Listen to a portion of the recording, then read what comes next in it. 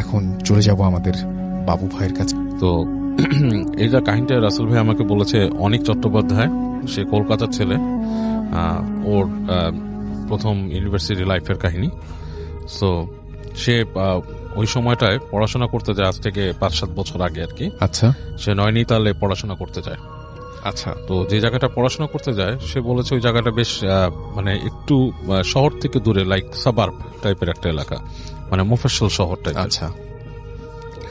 তো স্পেশালি ওই জায়গায় যাওয়ার কারণ হচ্ছে ও যে সাবজেক্টে পড়াশোনা করতে, এটার জন্য নাকি ওই জায়গাটাই ভালো ছিল তার। তো ও যখন যায় ওখানে যাওয়ার জন্য, সারাদিন আপনার জার্নিতে চলে যায় ওর, এবং ও যখন ওখানে পৌঁছায় তখন প্রায় রাত 8টা-9টা বাজে, এরকম একটা সময়। তো বাস থেকে নামার পরে ও দেখে যে বেশ জনশূন্য আর কি, কাইন্ড অফ লাইক মানুষজন একদমই নাই বলা চলে। তো হেঁটে হেঁটে আসে, এসে দেখে যে একজন আছে মানে রাস্তায়, মানে মুদি বিক্রেতা, যে চকলেট সিগারেট এই ধরনের কিছু জিনিস বিক্রি করে। তো তার থেকে এসে সিগারেট কেনে এবং কিছু চকলেট কিনে, কেনার পরে ও জিজ্ঞেস করে যে আমি অমুক জায়গায় যাবো, এখানে কিভাবে কি পাবো, মানে আমার যাতায়াতের জন্য কি আছে, ব্যবস্থা আছে। আচ্ছা। তো সে বললো যে এখানে ওরকম ব্যবস্থা তো ওরকম নাই, কিছু পাবা না। তো এক ধরনের শ্যালো মেশিন টাইপের চালিত আর কি, একটা রিক্সা টাইপের আছে, আর আছে হচ্ছে এক ধরনের টাঙা, এবং সেই টাঙাগুলো তুমি পাবা কিনা এখন শিওর না। আচ্ছা। এটা হচ্ছে যে কারণ দিনের বেলায় এগুলো চলে যায় এখান থেকে, সন্ধ্যার পরে পাওয়া যায় না। তো তোমার জন্য ভালো হয়, রাস্তাটা সুবিধার না, তুমি এখানেই থেকে যাও, বাস স্ট্যান্ডে কোথাও থেকে যাও, এখান তো আরো 2-1 মানুষ আছে, ওখানে তো কাউরে পাবা না রাস্তায়। তো অনেক বলতেছে যে এত রাতের বেলা, মানে এমন কোনো রাত হয় নাই, 8টা-9টা বাজে, এই সময় তোমাদের এই এলাকাটা এত নিস্তব্ধ কেন হয়ে যায়? তো বলতেছে এটা গ্রামের জায়গা, অ্যান্ড এই মানে আর কি বেশ গ্রাম্য জায়গা, ইটস নট এ সিটি। এবং ওর সাথে কমিউনিকেশন করছে সে ইংলিশে। হ্যাঁ, মানে এটা সিটি না, এখানে তুমি এরকম সুবিধা পাবা না যেরকম যেতে চাও। সো তুমি যদি টাঙা পাও এটা তোমার জন্য ভাগ্যের ব্যাপার, টাঙা না পেলে তো কিছু করার নেই। তো যাই হোক, অনেক ওখানে দাঁড়িয়ে থাকে, দাঁড়িয়ে কর্নারে একটা জায়গায় সে সিগারেট খায়, বসে থাকে একটা ইসের পর, বসে চিন্তা করে যে এখন কি করব। এরকম চিন্তা করতে করতে সে চিন্তা করে যে আমি একটু আশেপাশে হেঁটে দেখি কি অবস্থা। আচ্ছা। এখানে তো বাস স্ট্যান্ডে টাঙা আলা নাও আসতে পারে। সো ও যেটা করে, ওর হাতের যে একটা লাগেজ ছিল, সে লাগেজটা হচ্ছে আপনার ট্রলি লাগেজ, টেনে নেয়, ওইটা নিয়ে সে হাঁটে। আচ্ছা। তো একটু সামনে যাওয়ার পরে ও হাঁটতে হাঁটতে যে দেখে যে দূরে মনে হচ্ছে ছায়ার মতো কিছু একটা দাঁড়ায় আছে গাছের ইসে, যে দুই পাশেই গাছ, মাঝখানে মনে করেন যে আলো পড়তেছে, আকাশের আলো কিছুটা, মানে এমন কোন আলো না, মানে অন্ধকারে হালকা গাছের ওই চাঁদের আলোতে জায়গাটা একটু একটু আলোকিত লাগছে। আচ্ছা। এবং বেশ ঠান্ডা পড়ে গেছে তখন জায়গাটাতে, কারণ মানে ওই জায়গাটা মানে প্রধানত হচ্ছে শীতটা বেশি পড়ে আর কি, কিন্তু একটু যেহেতু সাবার্ব এলাকা, গাছগাছালি বেশি, শীতটা বেশি পড়ে। তো মানে বেশ টকটক করে কাঁপতে কাঁপতে হেঁটে হেঁটে ছায়ার দিকে যায়, যেখানে কি দাঁড়ায় আছে, ওইটা কি মানে মানে কোনো বাসা নাকি, মানে হোয়াট ইজ দিস। তো কাছাকাছি আসতে দেখে সেখানে একটা টাঙা। আচ্ছা। টাঙা গাড়ি, ইটস লাইক ও যেটা বলছে, এটা মানে পুরা ফুল ফ্রেজ একটা ঘোড়ার গাড়ি না, ঘোড়াই টানে এটাকে, বাট ছোট টাইপের, মানে পিছনে কোচটা হচ্ছে এত ছোট, মানে হাইয়েস্ট একজন ঘোড়া, একটা ঘোড়া টেনে নিয়ে যাবে এটাকে, কাইন্ড অফ লাইক কলকাতা একসময় যে আদম গাড়ি এখন আছে কিনা আমি জানি না, আচ্ছা, ওরকম টাইপের আর কি। সো তো ওখানে যে দেখে যে ওরকম একটা গাড়ি আছে এবং তার সাথে ঘোড়াও আছে, কিন্তু মানুষ নাই। তো মানে খুব থতমত খেয়ে যায় যে ঘটনাটা কি, মানুষ নাই, টাঙা গাড়ি দাঁড়ায় আছে। তো কিছুক্ষণ বসে থাকে, একটু পরে সে হাতে সিগারেট শেষ হয়েছে, সিগারেটটাকে ফেলে দেয়, ফেলে দিয়ে পা দিয়ে নিভে ফেলে। তো সিগারেটটা ফেলে দেওয়ার কিছুক্ষণ পরই দেখে যে ওইখানে মানে পাশে গাছগাছালি যে জায়গাটা, ওখান থেকে একজন মানুষ বের হয়ে আসছে। বের হয়ে এসে তাকে বলতেছে, মানে ওখানকার মানে লোকাল ভাষার সাথে হিন্দি মিশানো আর কি, যে কোথায় যাবা। তো বলে যে আমি তো অমুক জায়গায় যেতে চাই, তো তুমি কি যাবা নাকি। তো ওরে বলছে যে ব্যাঠো, বসো পিছনে। তো ও কোনো কথা না বলে সুন্দর, ও মনে করে যে এর থেকে ভালো সুযোগ তো আর নাই, এই বাস স্ট্যান্ডে কিছু নাই, বাস স্ট্যান্ডের আশেপাশে কোনো হোটেলও নাই, কোথাও নাই, ওখানে বসে রাত কাটানোর বেড়ার চলে যাই।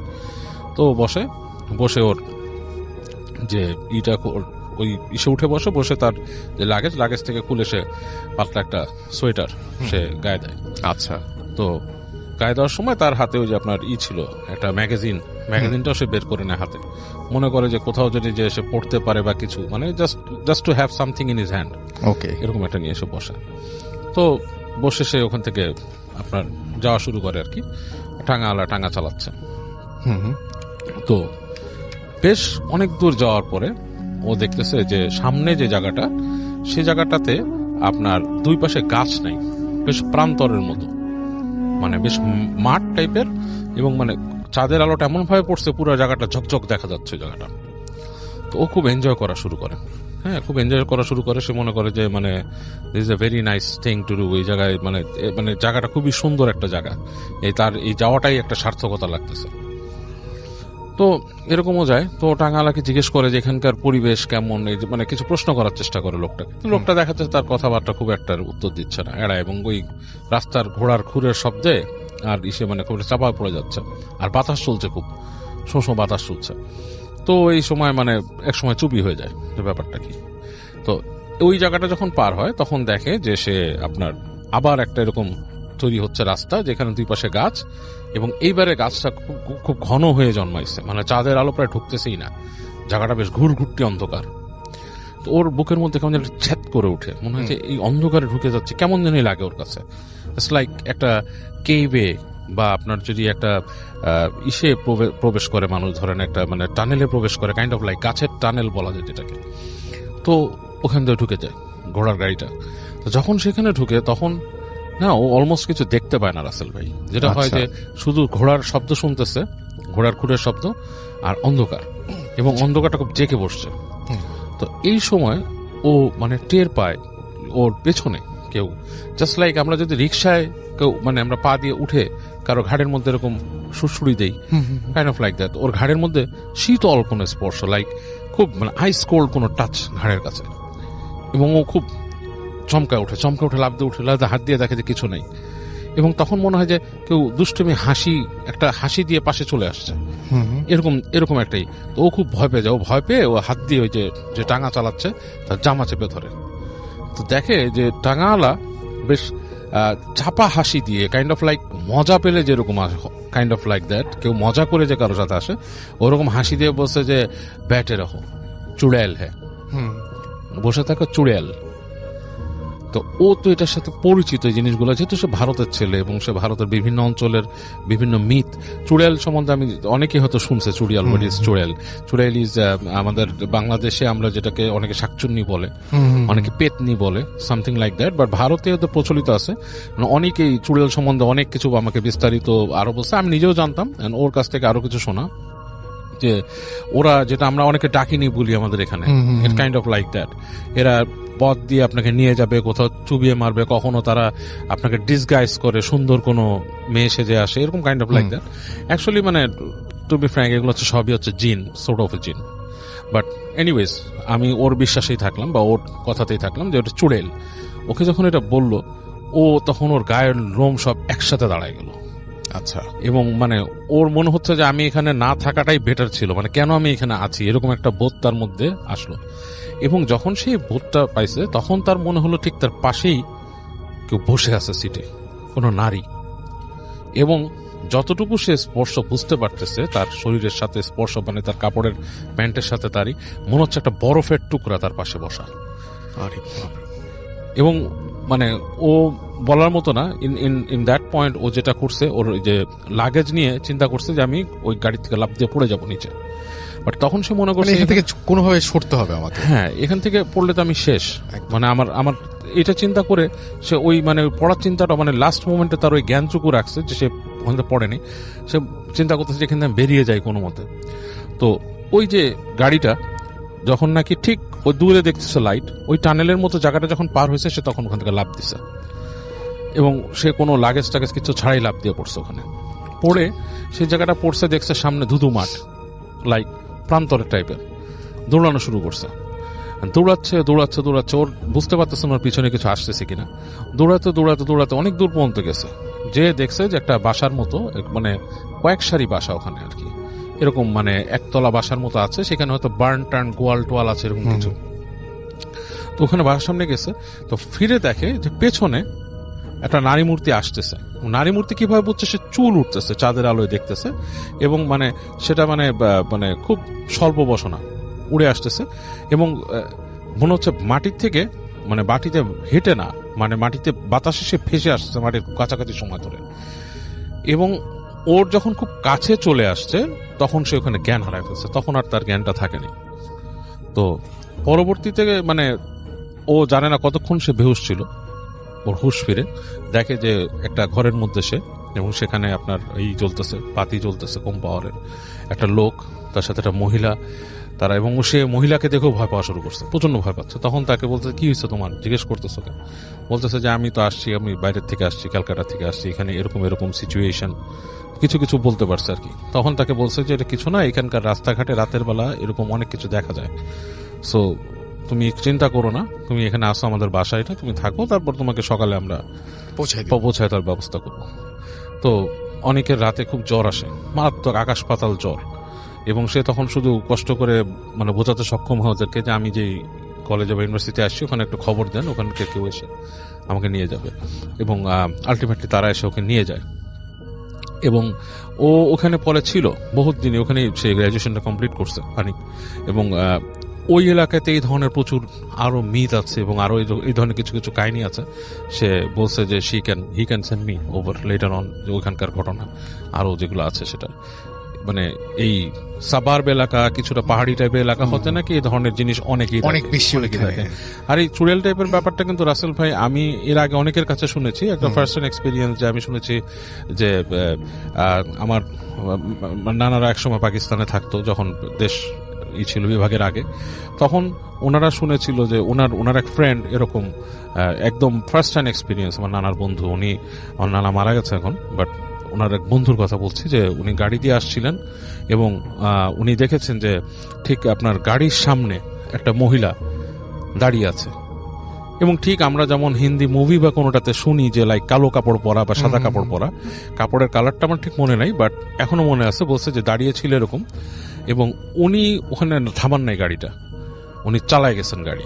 আচ্ছা, উনি চালায় যাওয়ার পর যেটা হয়েছে, গাড়ি ভেদ করে উনি চলে গেছে, মহিলাটার মুখটা মনে হলো উইন্ডশিল্ডের মধ্যে এসে একটা হাসি দিয়ে পার হয়ে গেছে, এবং উনিকে যখন পার হয়ে গেছে তখন ওনাকে নাকি বলছে যে তুই তোর গাড়িতে থাকাতে বেঁচে গেলি, এরকম আর কি ওখানকার ভাষায়। তো কারণ হচ্ছে ওনার গাড়ির যে রিয়ার ভিউ মিরর, ওখানে উনি একটা ছোট্ট কোরআন শরীফ ঝুলা রাখতো। তো আচ্ছা আচ্ছা আচ্ছা আচ্ছা আচ্ছা, হ্যাঁ, এটা কিন্তু অনেক আগের পাকিস্তান আমলের একটা ঘটনা। তো এই ধরনের জিনিস ভারত পাকিস্তানের বিস্তীর্ণ অঞ্চলগুলোতে কিন্তু অনেকেই দেখে, চুড়েল বা ডাকিনি যেটাকে বলে। এটাই রাসেল। Thank you so much. চলে যাবো আমাদের পরবর্তী ঘটনায়। থ্যাংক ইউ রাসেল ভাই। আমি সোহাগ, জি, রাজশাহী থেকে, এখন মিরপুর 1-এ থাকি আমি। জি, ধন্যবাদ লিসনার্স। আমি যে ঘটনাটা বলবো তার আগে একটু শুধুমাত্র কিছু কথা বলে নিতে চাই। রাসেল ভাই, আপনাদের যে অনেকদিন আগে একটা এপিসোড হয়েছিল, এই এপিসোডটাতে আপনার একটা এপিসোডে প্রচার করেছিলেন যে কোনো একটা ছেলে 2008 সালে 25 ডিসেম্বর রাত্রে সে 2টা কয়েন নিয়ে উধাও হয়ে যায়। কয়েনগুলো অনেক পুরনো ছিল। আবার একই দিনে 25শে ডিসেম্বর রাত্রে 2009 সালে সে আবার তার ঠিক ওই জায়গায় ওই সময়টাতে ফেরত আসে। এই বিষয়টা হচ্ছে কি যে উধাও হয়ে গেল, আবার ফেরত আসলো। এই একটা বছরে তার বাবা মা অনেক পেপার পত্রিকা বা অনেক খোঁজাখুঁজি করেছে। জাস্ট এটা ছিল একটা ঘটনা, এটা তখনকার সময় একটা ঘটনা ছিল, এটা আমরা রেডিও ফুর্তিতে শুনেছি। বাট আমি যে ঘটনাটা বলবো সেটা হচ্ছে সিলেটের। লাস্ট ফ্রাইডেতে আমি যে সিলেটে গিয়েছিলাম কোনো একটা কাজে, অফিসিয়াল কাজে। দেন আমি খুব পাশাপাশি চা বাগান থাকার কারণে আমি ওখানে চলে যাই চা বাগান দেখার জন্য। দেন আমি যখন চা বাগানে যে পৌঁছাই, তখন ওখানে যে কেয়ারটেকার থাকে, কেয়ারটেকারকে সাথে নিয়ে আমি চা বাগানের মধ্যে ঢুকি। সরি, জি। যখন চা বাগানে ঘুরছিলাম, ঘুরতে ঘুরতে ওই টিলাগুলোর উপরে যখন উঠি, তখন ওই কেয়ারটেকারকে আমি একটা সময় যাওয়ার পরে জিজ্ঞেস করছিলাম যে আঙ্কেল, আপনারা যে এই চা বাগানে ঘুরেন, তো কখনো কি এরকম ভৌতিক কোনো জিনিস আপনাদের সামনে আসে কিনা? তখন তিনি বলছিলেন যে হ্যাঁ, এরকম হয়, এরকমই একটা ঘটনা, তাহলে আপনাকে আমি শোনাই। তো উনি আমাকে বলছিল এই ঘটনাটা 1991 সালের একটা ঘটনা। আমরা এই জিনিসটা জানি যে চা বাগানে যারা চা তুলেন, যারা এরা কিন্তু অনেক কি যে মানে নিচু শ্রেণীর, বলতে কি যে সনাতন ধর্মাবলম্বী এরকম ধর্মের হয়ে থাকেন। তো এদের মধ্যে একজন লোক ছিলেন, উনি মুসলমান ধর্মাবলম্বী। ওনার নাম ছিল হচ্ছে সুরুজ আলী। ওনার ফ্যামিলিতে ছিল হচ্ছে মানে যারা কাজ করেন তারা অত্যন্ত মানে খুব গরিব হয়ে থাকেন, দরিদ্র হয়ে হ্যাঁ, থাকেন। দরিদ্র ঘরের লোক ছিলেন। তো ওই সুরুজ আলীর এক ছেলে এক মেয়ে। তো মেয়ে 12-14 বছর বয়সী একটা মেয়ে, আর সেই ছেলেটা হচ্ছে ছোট ছেলে। তো সুরুজ আলী এবং তার স্ত্রী দুইজন একসাথে হচ্ছে কি যে ইয়েতে চলে যায়, চা তুলতে চলে যায়। প্রত্যেক দিনই 2 শিফটে চা তুলেন, সকাল 6টা থেকে অলমোস্ট 12টা পর্যন্ত, আবার এদিকে দুপুরের খাবারের পরে মোটামুটি 2টা থেকে একেবারে সন্ধ্যা 6টা পর্যন্ত। যদি শীতের দিন হয় তাহলে আরো আগে চলে আসেন। তো এইভাবে চা তুলেন। তো যাচ্ছিল দিন, এভাবেই যাচ্ছিল। তো সুরুজ আলীর সাথে সুরুজ আলীর স্ত্রীও যখন চলে যায়, মাঝে মাঝে সুরুজ আলীর যে মেয়ে উনিও চলে যান চা তুলতে। এটা তাদের একটা সংস্কৃতি বলা চলে যে বংশ পরম্পরায় চা তুলতেই হয়। তো উনিও চলে যান। এরকম যখন চা তুলতে চলে যান, একদিনকে বাসায় সুরুজ আলীর মেয়ে আর সুরুজ আলীর ছেলে একাই ছিলেন। তো প্রায়ই দেখা যেত যে ওদের বাড়ির দরজায় নক হচ্ছে, অ্যাজ লাইক টিক টিক করে নক করছে, করার পরে বলছে সুরুজ মিয়া চলো যাই, চা তুলতে যাই। তো এইরকম বলে কি যে ওই সুরুজ আলীর মেয়ে তখন দরজা খুলে বলে যে বাবা তো চলে গেছে, কিন্তু দরজা খুলে কাউকে দেখতে পায় না। আচ্ছা, এরকম 2-3 দিন যখন হওয়ার পরে তখন ওই মেয়েটা ওনার মাকে বলছে, আম্মা দেখো যে প্রত্যেক দিনই তোমরা চলে যাওয়ার পরে এরকম ডাক দেয় আর হচ্ছে কি যে কাউকে দেখতে পায় না। তো ওনার মা বলে কি যে এটা কোনো কিছু না, হয়তো বা কেউ মানে একটু মস্করা করে এই জিনিসটা করছে। দেন একদিন কি হয়েছে যে সুরুজ আলী এবং সুরুজ আলীর স্ত্রী চা তুলতে চলে গেছে, অ্যাজ লাইক 1:45টার দিকে, দুপুরবেলা, একেবারে সানি রে, দুপুরবেলা 1:45টার দিকে সুরুজ আলীর মেয়ে উনিও চলে গেছে চা তুলতে। চা তুলতে যাওয়ার সময় তখন বলছে কি যে উনি যখন আস্তে আস্তে চা তুলতে, আমরা তো জানি চায়ের চা বাগানটা টিলার মধ্যে হয়, আস্তে আস্তে উপরে উঠে যায়। তো সুরুজ আলীর মেয়ে চা তুলতে তুলতে একটা সময় মাঝামাঝি টিলাতে যখন গেছে, তখন তিনি দেখছে কি যে ওনার সাথে আরো অনেকেই চা তুলছে, অনেকজন চা তুলছে, একসাথে চা তুলছে। দেন মনোযোগ সহকারে সে চা তুলছে, চা তুলতে তুলতে একটা সময় সে টপ অফ দ্য হিল, একেবারে মানে ওই টিলাটার একেবারে উপরে উঠে যায়, চূড়ায় উঠে যায়। উঠে যাওয়ার পরে ওর গোটা শরীরে একটা ফ্লো, একটা গরম উইন্ড, একটা ফ্লো জোরে এসে ধাক্কা দেয়। ধাক্কা দেওয়ার সাথে সাথে তার চোখ সব বন্ধ হয়ে যায়, চোখ জ্বলা শুরু করে। তখন চোখ জ্বলা শুরু করে যখন তোর চোখ বন্ধ হয়ে যায়, তখন সে হালকা করে তাকায়, দেখে যে তার সাথে যারা ছিলেন, চা বাগানে যতগুলো লোক ছিল চা তুলছিল, তারা একজনও নাই। তারপর তার চোখটা আবার বন্ধ হয়ে যায়, মানে খুব বেশি জ্বলছিল। তখন সে চোখটা খোলার পরে, খুব কষ্ট করে যখন চোখটা খুলেন, তখন দেখেন কি তার সামনে একটা শেপ দাঁড়িয়ে আছে, খুব কালো, কুচকুচা কালো একটা শেপ। সেই শেপটা এমন একটা শেপ যেটা একটা কাঠের উপরে একটা মানুষের ছায়া দিয়ে কাঠটাকে যদি কাটা হয়, একটা মানুষের ছায়া দিয়ে যদি কাঠটাকে কাটা হয়, তাহলে ওই যে শেপটা, কিন্তু মুখ বা চেহারা অ্যাজ লাইক এস ফেস কোনো কিছুই নাই, একটা প্লেন ফেস, কাট আউটের মতো। হ্যাঁ, কার্টুনের মতো। তার মধ্যে কোনো চোখ নাই, নাক নাই, মুখ নাই, নাথিং ইজ দেন।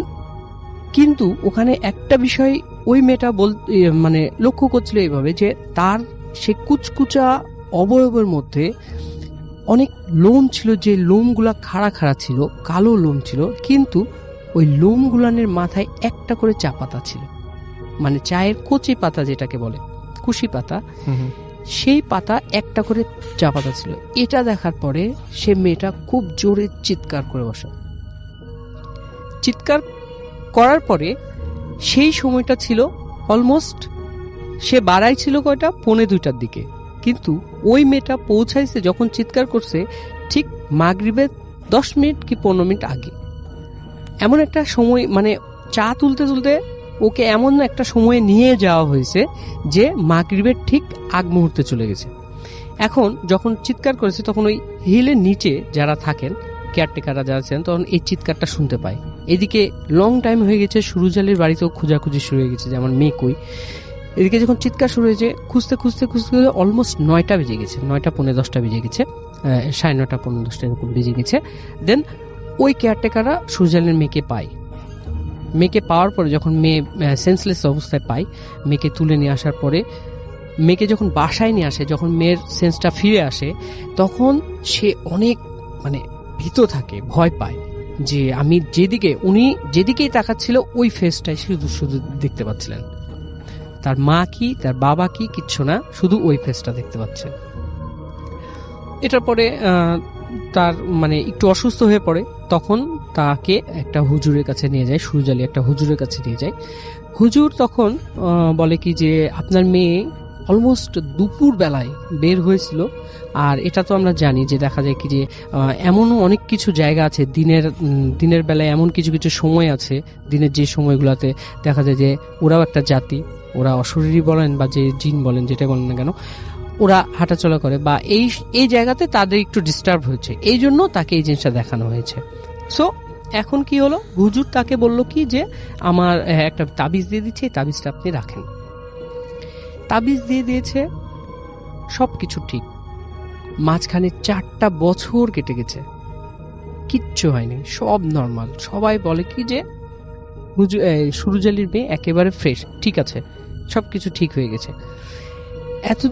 এরপরে একদিন হঠাৎ করে দেখে কি সুরজালির মেয়ে, তার হাতে ওই তাবিজটা নাই। তাবিজটা কোথায় ছিঁড়ে পড়ে গেছে সুরজালির মেয়ের মানে খেয়াল নাই। সুরজালির মেয়ে বলছে যে আম্মু দেখো আমার হাতে কিন্তু ওই তাবিজটা নাই। আর মা বলছে 4টা বছর কেটে গেছে, এটা অ্যাজ ইউজুয়াল কোনো কিছুই না, এটা আর কিছুই হবে না। তখন বলল কি, তখন এইভাবে চলতে চলতে একদিনকে কি হলো যে সুরজালির মা, সুরজালির স্ত্রী আর সুরজালির চা তুলতে চলে গেছে। সেই দিনও একইভাবে ওই মেয়ে চা তুলতে বের হয়ে গেছে। বের হয়ে যেতে যেতে 4 বছর আগে যে ঘটনাটা ঘটেছিল, একইভাবে 4 বছর পরে যে ঘটনাটা ঘটলো, যে সে আবারও টপ অফ দি হিল, ওই হিলের একেবারে চূড়ায় উঠে যে ঠিক একইভাবে তাকে ওই একটা মানে ওয়ার্মি উইন্ড তার গায়ে লাগার পরে তার চোখগুলো একেবারে মানে আবার জ্বলা শুরু হয়। যখন জ্বলা শুরু হয় তখন এই জিনিসটা ও বুঝতে পারে। তখন সে আবার চিৎকার করে, চিৎকার করার পরে বলে কি যে আমাকে তোমরা নিয়ে যাও, আমাকে নিচে নিয়ে যাও। তখন যারা চা তুলছিলেন তারা সবাই মিলে তাকে নিয়ে নিচে নামিয়ে নিয়ে আসেন। নামানোর পরে নিচে যে রাস্তাগুলো থাকে ওই রাস্তার উপরে বসায় তাকে পানি টানি খেতে দেন। পানি টানি খেতে দেওয়ার পরে একেবারে সুরজালির মেয়ে নর্মাল, কোনো সমস্যা নেই। সবাই মনে করলো যে হ্যাঁ ঠিক আছে, ভালো হয়ে গেছে, আমরা সবাই চা তুলতে যাই। চা তুলতে যাওয়ার পরে যেটা হলো যে সবাই দেখছে যে কালো মেঘ উড়ে আসছে, কিন্তু ওই সময়টা কোনোভাবে মেঘ আসার কথা না, কারণ একটা সানি ডে ছিল। ওই সময়টা হঠাৎ করে কালো এক পশলা মেঘ চলে আসে। সবাই দেখছে মেঘ আসছে, কিন্তু সুরজালির মেয়ে ওই মেঘগুলাকে খেয়াল করছে যে হ্যাঁ আমার সামনে চলে আসছে। আর ওই মেঘগুলানের মধ্যে মেঘের মতো যে কালোভাবে একটা চলে আসছে, ওইটা সুরজালির মেয়েকে চারিদিক দিয়ে ঘিরে নিচ্ছে। আর সবগুলাই ছিল ওই মানে যে ফেসগুলো ছিল, যে ফেসটা, যে অবয়বটা সে দেখেছে, এই ফেসের চারিদিক দিয়ে তাকে ঘিরে ফেলছে। ঘিরে ফেলার পরে যখন টোটালটা সুরজালির মেয়েকে ঘিরে ফেলার পরে কিছুক্ষণ পরে ওই অবয়বগুলোর সাথে সাথে সুরজালির মেয়েও ভ্যানিশ হয়ে যায়। আর সেই সাথে আজও সুরজালি তার মেয়েকে খুঁজে পায়নি, এখনো পর্যন্ত পাওয়া যায়নি। এটাই ছিল ঘটনা ভাইয়া। আর এটা নিয়ে অনেক খোঁজাখুঁজি হয়েছে, কিন্তু আজ পর্যন্ত সুরজালির মেয়ে কত সালে যেন ঘটনাটা ঘটেছিল? 1991। এবং এখন হচ্ছে 2019। এই এতগুলো বছরে তাকে আর খুঁজে পাওয়া যায়নি, সে ফিরেও আসেনি। আমি কেন বললাম যে আগের ঘটনাটা যেটা বললাম যে ওই যে ছেলেটাকে নিয়ে গেছে, বাট আবার দিয়ে গেছে, বাট সুরজালির মেয়েকে নিয়ে গেছে কিন্তু আজ পর্যন্ত আর দিয়েছে, এবং সবার সামনেই সে ভ্যানিশ হয়ে যায়। সবার সামনে থেকে ভ্যানিশ হয়ে গেছে। কারণ ওখানে যারা ছিলেন তাদেরকে বলা হয়েছে যে তোমরা কি দেখেছো? হ্যাঁ আমরা নামিয়ে নিয়ে আসছি, আপনার মেয়ে চিৎকার করেছে, আমরা সবাই ধরে নামিয়ে নিয়ে আসছি, তাকে পানি টানি খেতে দিয়েছি, তারপরেই তো এই ঘটনা। ওকে, আপাতত আমরা চলে যাচ্ছি আবার বাবু ভাইয়ের কাছে। সবাইকে ধন্যবাদ কাহিনীগুলো ভালো লাগার জন্য, আপনাদের জন্য কষ্ট করে কালেক্ট করা। যাই হোক, এটা হচ্ছে তপুর কাহিনী। রাসেল ভাই সে আমাদের মোহাম্মদপুর এলাকার ছেলে। আচ্ছা। কিন্তু তার স্পেসিফিক লোকেশন বলবো না, তার যেখানকার কাহিনী। মোহাম্মদপুর অনেক বড় এলাকা, জি, সেখান থেকে সেটাই। তো তপুর ব্যাপারটা হচ্ছে সে মোহাম্মদপুরে যে অঞ্চলটা থাকে সে অঞ্চলটা বেশ নিরিবিলি। আচ্ছা, বাট এটা লালমাটিয়া না। আচ্ছা, একটু বলে দিলাম। আচ্ছা, হ্যাঁ, তো বেশ নিরিবিলি একটা জায়গা, মানুষ বুঝেই ফেলবে মোহাম্মদপুরের নিরিবিলি জায়গা, একদম আমার চোখের সামনে ভাসছে। হ্যাঁ, তো যাই হোক, তপু যেখানে থাকতো, তপুর নামটাও কিন্তু একটু চেঞ্জ করা আছে। হ্যাঁ, তপু নিজেই বুঝবে, আর কেউ বুঝবে না হয়তো। আচ্ছা, তো যাই হোক, ও যেখানটা থাকতো সেই জায়গাটা হচ্ছে যে আপনার বেশ নিরিবিলি, এবং ওদের একটা 3 তলা বাড়ি ছিল ওখানে। এবং ওদের বাসায় ওর বড় ভাই থাকতো, বিদেশে চলে গিয়েছিল, আর ওর আম্মু, ও আর ওর বোন থাকতো। তো ওর আম্মুর অ্যাজমা প্রবলেম ছিল, উনি মাঝে মাঝে অসুস্থ হয়ে যেতেন। তো তখন ওনাকে ডাক্তার দেখাইতে হতো, এবং মাঝে মাঝে মানে খুব খারাপ অবস্থা হতো। আচ্ছা। তো ওদের মানে ওর বাবা মারা গেছেন, সো ওর বড় ভাই এবং ওরাই হচ্ছে মানে গার্ডিয়ান, পুরো বাড়িটা টেক কেয়ার করতে হয়।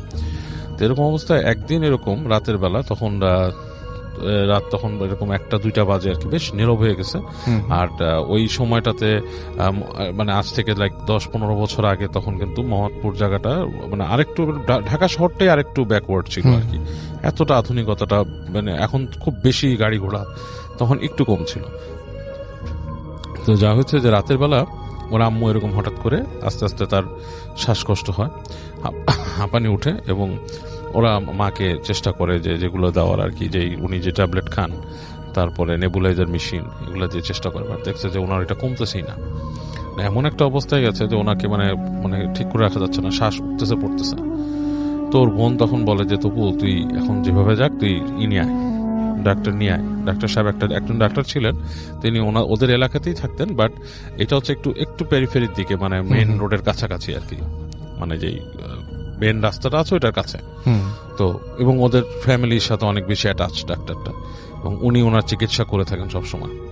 তো বলছে যে ওই আঙ্কেলকে নিয়ে আয়, কাজ আম্মাকে এই অবস্থা হাসপাতালে নেওয়া সম্ভব না, ওনার যে অবস্থা। আমরা চেষ্টা করতেছি ওনাকে ওই যে ইনহেলার, নেবুলাইজার এগুলো দিয়ে যতটুকু রাখার আমি চেষ্টা করছি, তুই নিয়ে আয়। এবং তপুতের বাসাটাও বেশ পুরান ছিল, এবং ওখানে যে কাহিনী আছে যে তপুর যে দাদা, সে ওইখানে উনি ফার্স্ট আসেন, এবং উনিও বেশ আপনার করতো আর কি, যে কি বলে মানে জিন টিন কি সাধনা করতো আর কি। সেই তোদের বাসাটাও যে খুব মানে খুব ভালো ভয়ের না এরকম না, আমাদের গা ছমছম করতো, আমরা ফ্রেন্ডরা মাঝে মাঝে 2-1 জন যেতাম ওখানে। যাই হোক, সো তপু কি করে রাতের বেলা 1-2টার দিক বের হয়, এবং বের হয়ে সে যখন হেঁটে হেঁটে আসতেছে, বাসার থেকে বের হয়ে সামনে আসে, ঠিক যখন রাস্তাতে আসে, গেটটা পার হয়ে তাদের যখন নিচে আসে, তখন দেখে ঠাস করে পুরো এলাকার ইলেকট্রিসিটি চলে গেছে, মানে ব্ল্যাক আউট, পুরো এলাকাটা ব্ল্যাক আউট হয়ে গেছে। এবং রাত 1-2টার সময় ব্ল্যাক আউট হলে কিন্তু রাসেল ভাই একটা অন্যরকম পরিবেশ তৈরি হয়। এটা যে দেখছেন সে বলতে পারবেন, ঢাকার পরিবেশে বিশেষ করে, right, I am used to it, আমি প্রায় এই ধরনের পরিবেশ দেখছি এবং আমার খুব ভালো লাগে আর কি। বাট অনেকের হয়তো ভালোর থেকে ভয় বেশি লাগতে পারে, এবং রাতের বেলা একা থাকলে আরো ভয়টা বেশি লাগার কথা। সো রাত 1-2টার সময় যখন কিছু নাই, পুরো একটা মানে অঞ্চলে, তো যখন কারেন্ট চলে গেছে, ওর কাছে ফার্স্টে একটা ধাক্কা লাগছে। আর তবু বেসিক্যালি খুব সাহসী না, ও এমনি একটু ভয় পায়। তো এই অবস্থায় ও মানে কিছুক্ষণ থেমে দাঁড়ায় যে ও কি বাসায় ফিরে যাবে, নাকি ও আপনার যাবে ডাক্তার সাহেবের কাছে, আঙ্কেলের কাছে। তো এটা চিন্তা করে ডিসাইড করে যে বাসায় ফিরে যেয়ে তো আসলে মানে কোনো লাভ নেই, আমি আঙ্কেলের কাছেই যাই। তো হেঁটে যেতে থাকে, ও ওই বাসার দিকে হেঁটে যেতে থাকে আঙ্কেলের বাসার দিকে। তো ঘুরে ঘুরে যখন নাকি ও এখানে একটা গলি আছে, একটা বাঘটা নেওয়ার পরে সামনে গেলে যে একটা মাঠের পাশে একটা বট গাছ আছে। আচ্ছা, বেশ বড় বট গাছ, ঝুরি টুরি আলা বট গাছ। হ্যাঁ, আচ্ছা, ওটা বট গাছ না, অন্য কোনো গাছ হতে পারে, মানুষের লোকেশন যে চাই না, গাছ আছে আর কি, বড় একটা গাছ, এবং সেই গাছটা ওখানে মানে বেশ ঝুরি টুরি আলা। আচ্ছা, তো ও যখন গাছটার কাছাকাছি আসে, ও দেখে যে গাছের গোড়ায় প্রায় 5-7টা কুকুর। আচ্ছা, কুকুরগুলো খুব ঘেউ ঘেউ ঘেউ ঘেউ ঘেউ করতেছে। তো ও জানে ওদের এলাকা সম্বন্ধে এতটুকু সে অ্যাওয়্যার যে এই জায়গাটার মধ্যে সাধারণত কুকুর থাকে না, ভবঘুরে কুকুর প্রায় নাই বললেই চলে। হ্যাঁ, ওই যে কুকুর আছে সেগুলো বাসার কুকুর, হ্যাঁ, মানে মানুষের বাসায় পালা কুকুর, এবং সারা এগুলো ঘেউ ঘেউ করে না। আর ভবঘুরে কুকুর খুঁজতে গেলে আরো ওই জায়গায় চলে যাবে, মেন রোডের ওদিকে বা অন্য আরেকটা এসে। তো ও মানে একটু থতমত খায় যে এখানে কি রাতের বেলা আসলে কুকুর আসে, তখন সে কনফিউজ হয়ে যায় যে ব্যাপারটা কি। তো কুকুরের ভয়টা বেশ ভাবে ধরে যে কুকুর কামড় যদি দেয়, তো তারপরেও সাহস করে করে হেঁটে হেঁটে সামনের দিকে যায়। তো যে যখন নাকি ঠিক ওই গাছের পাশ থেকে ক্রস করছে, কুকুরগুলো ওকে তখনও নোটিস করে নাই। আচ্ছা, ও যখন গাছের কাছে আসলো তখন কুকুরগুলো পুরো চুপ থম মেরে গেছে। থম মেরে ও দেখছে, ওর দিকে তাকাইছে, এবং ও তখন প্রত্যেকটা কুকুর জানেন রাতের বেলা এমনি চোখগুলা কেমন জলজল করতে থাকে, রাইট। হ্যাঁ, তো দেখছে কুকুর ভেতর থেকে শুধু গরর গরর করতেছে ওকে দেখে। আচ্ছা, সো ও প্রচন্ড রকম ভয় পায়, আর এটাও সে জানে যে আমি যদি এখন দৌড় দেই নির্ঘাত আমাকে কামড় দিবে।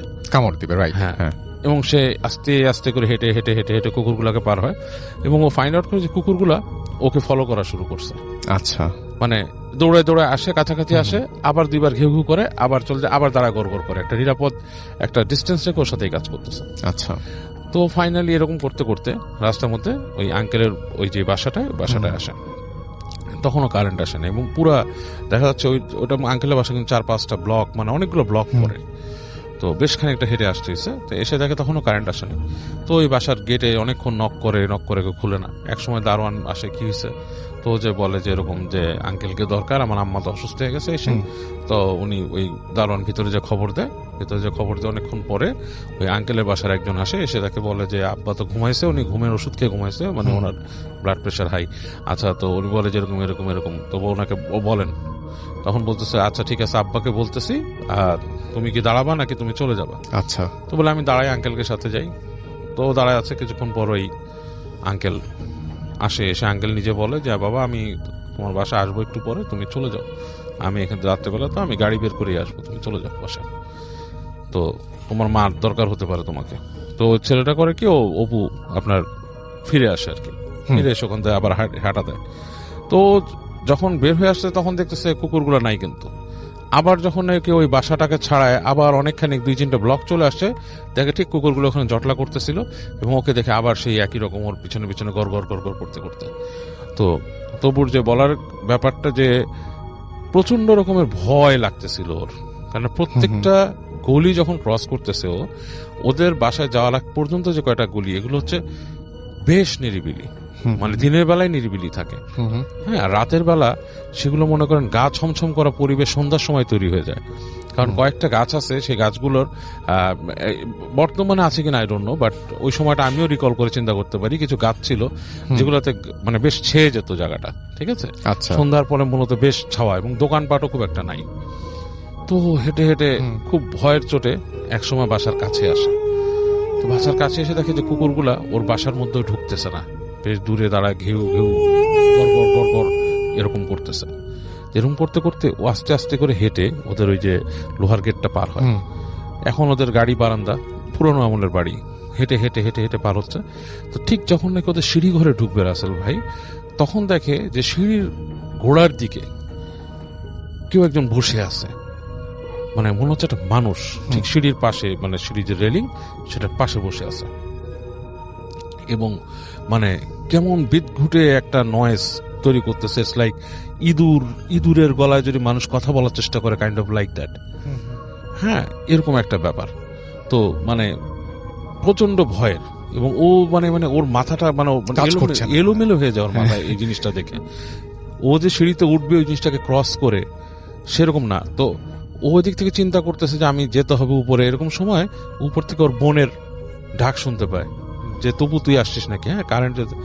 তো ও করে কি, যখন নাকি ওই একটুখানি উঠে সিঁড়িতে উঠে, তখন দেখে যে ওই যে ক্রিচার যেটা সেটা বের হয়ে আসছে। আচ্ছা, হ্যাঁ, হালকা একটা বাইরের আলোর মতো মুখে পড়ছে।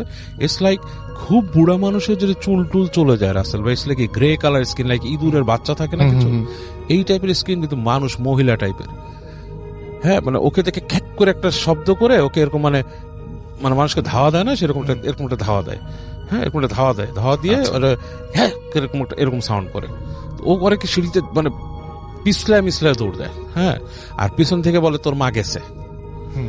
ওর বুকের মধ্যে প্রচন্ড ধাক্কা লাগে এবং একটা সাহসও লাগে। যখন বলে তোর মা গেছে, সে নাকি ছেড়ে দৌড় দিয়ে নিচে নেমে আসে। মানে ওর মাথায় এমন রাগ উঠছিল যে ও লাথি মারবো এটাকে, এবং নিচে এসে দেখো এটা নাই। আচ্ছা, এবং আলটিমেটলি সে উপরে উঠে যায় তবু, এবং তখন দেখা যাচ্ছে ওর কাইন্ড অফ লাইক সাহস হয়ে গেছে অন্যরকম টাইপের। ও যখন বাসায় আসছে তখন কারেন্ট আসে, ঠাস করে কারেন্ট আসছে, এবং ওর বোন বলতেছে যে আম্মার অবস্থা খুবই খারাপ এসে। তো যখন ভিতরে ঢুকে বোন সহ ঢুকে যেয়ে দেখে যে ওর আম্মা কোয়াইট নর্মাল, মানে শ্বাসকষ্ট অনেক কমে গেছে, নর্মাল। তোর মাকে যে বলে আম্মু কি হয়েছে, হাত ধরে বেশ ওর মানে আবেগ আপ্লুত হয়ে যায়, বলে কি হয়েছে এসে, তো বলে যে না আমার অনেক শ্বাসকষ্ট ঠিক হয়ে গেছে। তো ইন দ্য মিন টাইম কিছুক্ষণ পর ডাক্তার সাহেব আসেন।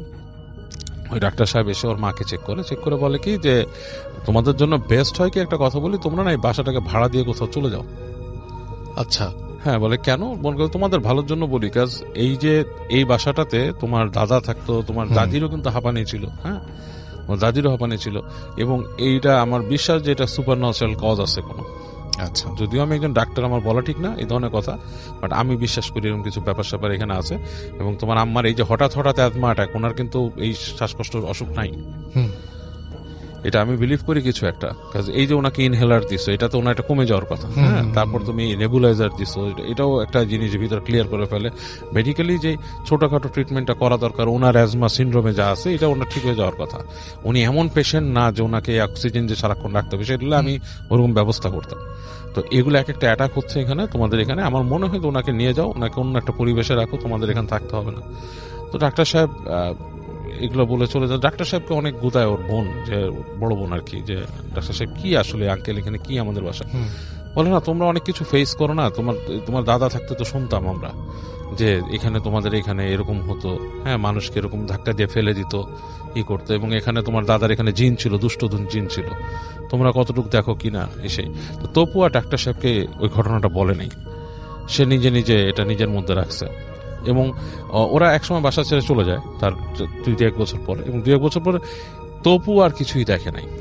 এবং সে যা বলছে যে দেখো আমার ভেতরে একটা সাহস, আমি বিশ্বাস করি এখন আমি যদি ওভারকাম করতে পারি আমার বাসা, এই জিনিসগুলো আমাকে কোনো ক্ষতি করতে পারবে না, এটা আমাদের বাসা, আমি এটাই করি। আমরা এই আত্মবিশ্বাসটা থাকতে, হ্যাঁ বলছে যে আমরা চলে গেছি বাসার থেকে নট বিকজ অফ যে এই জিন ক্ষতি করতেছে বা কিছু, আমরা চলে গেছি আমাদের দরকারে, আমাদের বাসা আসলে আমাদের হচ্ছে না, মানে ওইভাবে করে বাসাটা বেশি বড়, আমাদের একটা কম্প্যাক্ট জায়গা দরকার, বাসাটা পরবর্তীতে আমরা বিল্ডার্সকে দিয়ে দিব এই কারণে, but not because of that জিন, বাট ওই ভয় আমি পাইছি। এবং তবু বলতো যে ওদের বাসায় এরকম প্রায়ই হতো, ছাদের মধ্যে ঠাস করে ইট মারতো, কে একলা দাঁড়ায় থাকলে মনে হতো ছাদে কেউ আছে, এরকম জিনিসগুলা প্রায় হয়।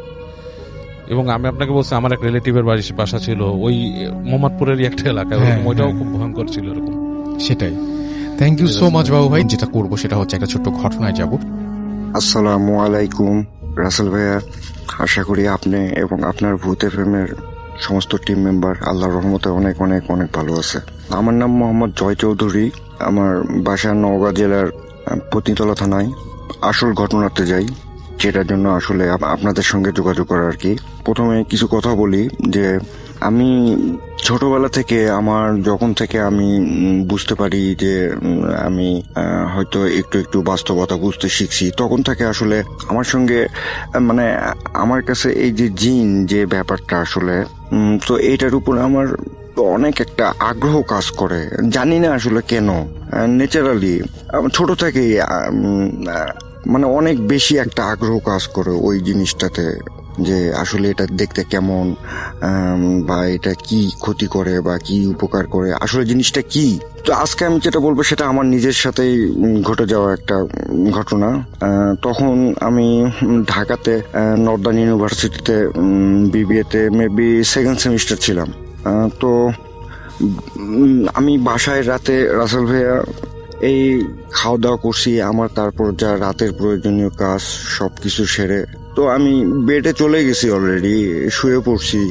তো একটু চিন্তা করলাম, আসলে মনটা ওই দিন একটু খারাপও ছিল। তো তারপরে ভাবলাম একটা দেখি কোনো পুরাতন কোনো কমেডি মুভি আছে কিনা। তো ল্যাপটপ নিয়ে এমনি ঘাটাঘাটি করছিলাম, তো তারপর ফাইনালি একটা ফানি মুভি দেখতেছিলাম। তো ছবিটা অনেক কয়েকবার আমি মাঝে মধ্যে দেখি, প্রায় আমি ওই মুভি দেখার সময় আমার মনে আছে স্পষ্ট, আমি কোথা থেকে মুভিটা আমার কোন পর্যন্ত মনে আছে। আমি জাস্ট হেলান দিয়ে শুয়ে থেকে মুভিটা দেখতেছি। তো তারপর এক পর্যায়ে আমি দেখতেছি যে হুট করে আমার সামনে আমার রুম নাই, আমার ল্যাপটপ নাই, আমার বেড নাই, আমি জাস্ট দাঁড়ায় আছি। আমি মানে সেম যে ড্রেসে ছিলাম সেই ড্রেসে আছি, বাট দাঁড়ায় আছি। তো তারপর দেখি আমার সামনে আসলে আমি আল্লাহ আমাকে কেন এরকম জায়গায় নিয়ে গেল আমি জানি না। তো আমি দেখি আমার সামনে একটা নয়, দুইটা নয়, তিনটা না, 12টা কবর দেখি, মানে 2 লাইনে 6টা করে 12টা কবর। মানে কবরগুলো এরকম যে একদিনও হয় নাই, হয়তো 2-1 ঘন্টা হবে, হয়তো যে সবাই দাফন শেষ করে সবাই ঘরে চলে গেছে, তারপর হয়তো ওই জায়গাটায় আমি দাঁড়াইছি, এরকম ব্যাপারটা এরকম।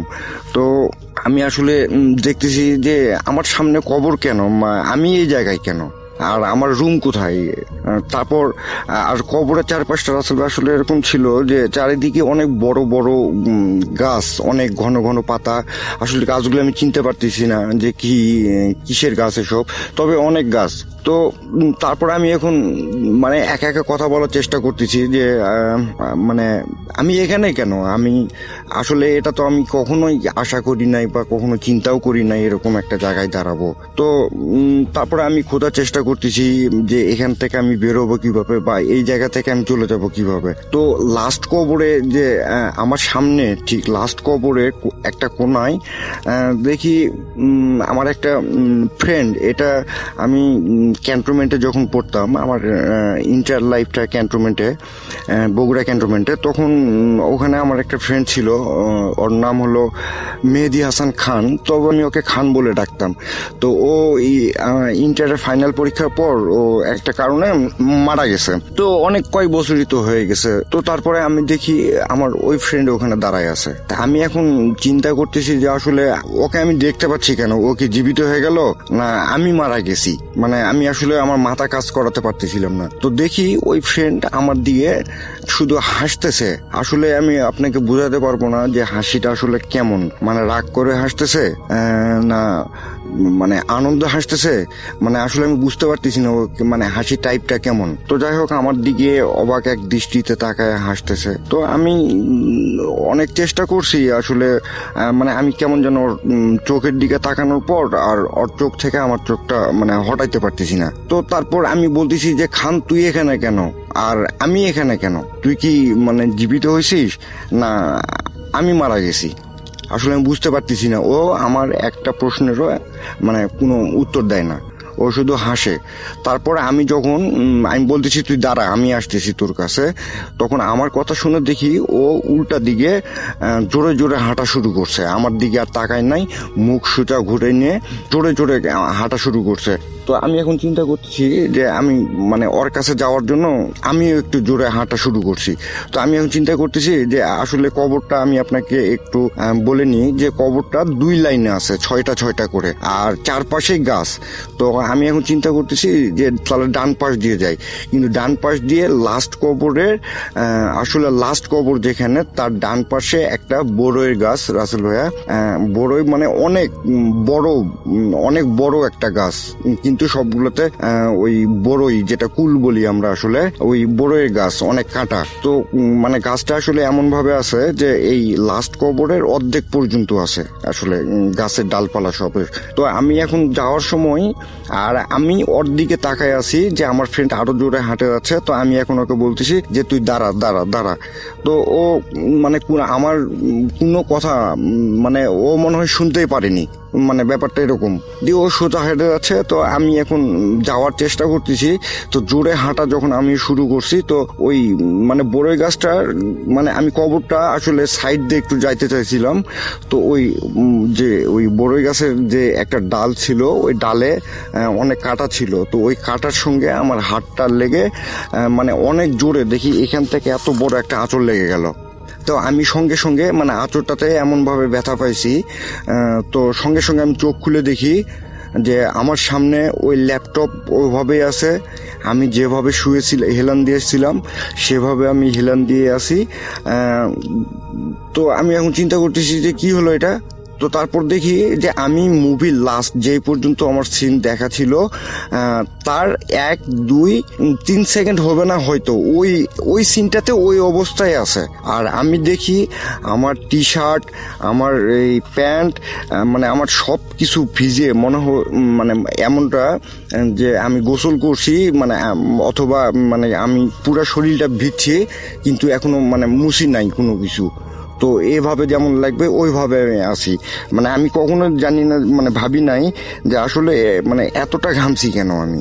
আর দেখি আমার পুরো শরীর, আর সবচাইতে আশ্চর্য, আমি তখনও পর্যন্ত আসলে ভাবলাম হয়তো কোনো দুশ্চিন্তা বা কোনো হয়তো ঘুমাই গেছিলাম, হয়তো ঘুমের মধ্যে হুট করে একটা স্বপ্ন দেখছি, এরকম ভাবছিলাম। তো যখন আমি নিচের দিকে তাকাই, আর তখন আমি রুমের লাইট অফ করা ছিল, তো আমি তখন চিন্তা করলাম যে করি লাইট দিই। লাইট দেওয়ার জন্য আমি উঠছি, লাইট যখন দেই তখন আসলে আপনাকে কি বলবো, আপনি বিশ্বাস করবেন কিনা হয় আমি জানি না, দেখি আমার ওই কবরের কাছে থাকা অবস্থায় আমার হাতে যেভাবে আঁচড়টা লাগছে বোরের কাঁটা দিয়ে, ঠিক অত বড় জায়গা কেটে আমার বেডের অনেকখানি এবং আমার এই টি শার্টে, আমার ওই প্যান্টে সব জায়গায় মানে রক্ত অনেক জোরে মানে পড়তেছে।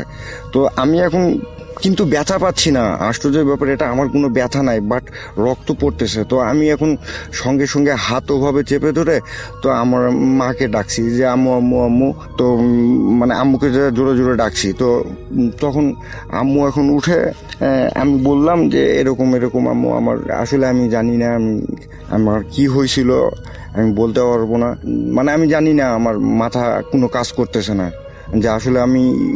তারপরে মাকে সব কিছু খুলে বললাম যে এরকম এরকম আমার ওই মৃত একটা ফ্রেন্ডকে এরকম দেখছি, আবার 12টা কবর দেখছি, আবার ওরকম একটা কবরের পাশে গাছ ছিল কাঁটাওয়ালা, ওই কাঁটা দিয়ে আমার হাত কাটছে।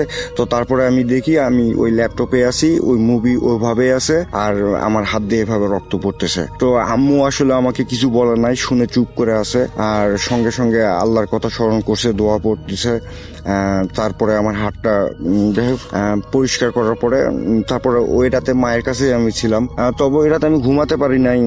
আসলে আমি জানি না রাসেল ভাই, আমি ওখানে কেন আল্লাহ আমাকে নিয়ে গেছে বা কেন আমার সামনে এরকম একটা অবস্থা আসলো, আমি আসলে এরকম কখনো চিন্তাই করি নাই যে এরকম কোনো কিছু হতে পারে।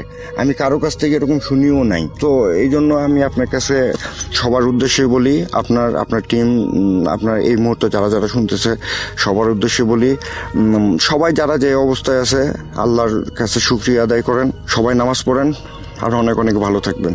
আল্লাহ হাফেজ, আসসালামু আলাইকুম। এবং এরপরে চলে যাব আমাদের আরো একজন অতিথির কাছে। ধন্যবাদ রাসেল ভাই। আমি সোহাগ, রাজশাহী থেকে। জি ভাই, আমি প্রথমে যে কথাটা বলতে চাই যে আমাদের যে এলাকাটা, জি, আমরা হচ্ছে রাজশাহী জুট মিলের ওখানে থাকি, 2 নম্বর গেটে আমার যে জায়গাটা। আর যে ঘটনাটা ঘটছে এটা হচ্ছে অলমোস্ট রাজশাহী জুট মিলের পিছনে একটা গ্রাম আছে, যে গ্রামটাকে বলে নতুন ইমাদপুর, যেটা বলে। তো এটা খুব রিসেন্ট একটা ঘটনা, এই লাস্ট ঈদুল আজহা যেটা চলে গেল আমাদের, এই ঈদুল আজহাতে আমাদের রাজশাহীতে বা বাংলাদেশের বিভিন্ন জায়গায় এরকম একটা প্রচলন আছে যে একটা গরুতে 7 জন বা 3 জন বা 5 জন বেজোড় সংখ্যার একটা ভাগ দিয়ে গরুটাকে কোরবানি দেওয়া হয়। তো এরকমই একটা ঘটনা ঘটছে যে ওই গ্রাম থেকে 7 জন লোক ঈদুল আজহার জন্য গরু কিনতে যাবে। আমাদের ওখানে যে হাই স্কুল মাঠ আছে, মাসকাটা দিকে স্কুল মাঠ, এটা অনেক বড় একটা মাঠ, আর এই মাঠে প্রত্যেক বছর ইয়ারলি যে গরু ছাগলের যে হাটটা বসে, এখানে অনেক বড় একটা হাট বসে। আচ্ছা, দেন আমরা কাটাখালী বাজারের পাশেই হাটের মাঠটা, স্কুল মাঠটা। তো ওখান থেকে কিছু দূর গেলেই হচ্ছে এই গ্রামটা, যে অলমোস্ট 2 কিলো দূরে পায়ে হেঁটে যাওয়া যায়, পিচ ঢালা রাস্তা আছে, আর আদর্শ কলেজের পাশ দিয়ে যেতে হয় এই জায়গাটা। তো ওই 7 জন ভাগী যারা ছিলেন তারা অলমোস্ট একটা সুন্দর দেখে একটা গরু কিনেছিলেন, কিন্তু 7 জন ভাগীর মধ্যে একজনের সাথে তার ছোট্ট একটা 4 থেকে 5 বছর বয়সী একটা বাচ্চা ছিল। আচ্ছা, উনার সাথে গেছিল, গরু কিনবে, বাবা গরু কিনবে, আমরাও দেখতে যাব এই ভেবে হচ্ছে ওই ছেলেটাকে নিয়ে আসে উনি।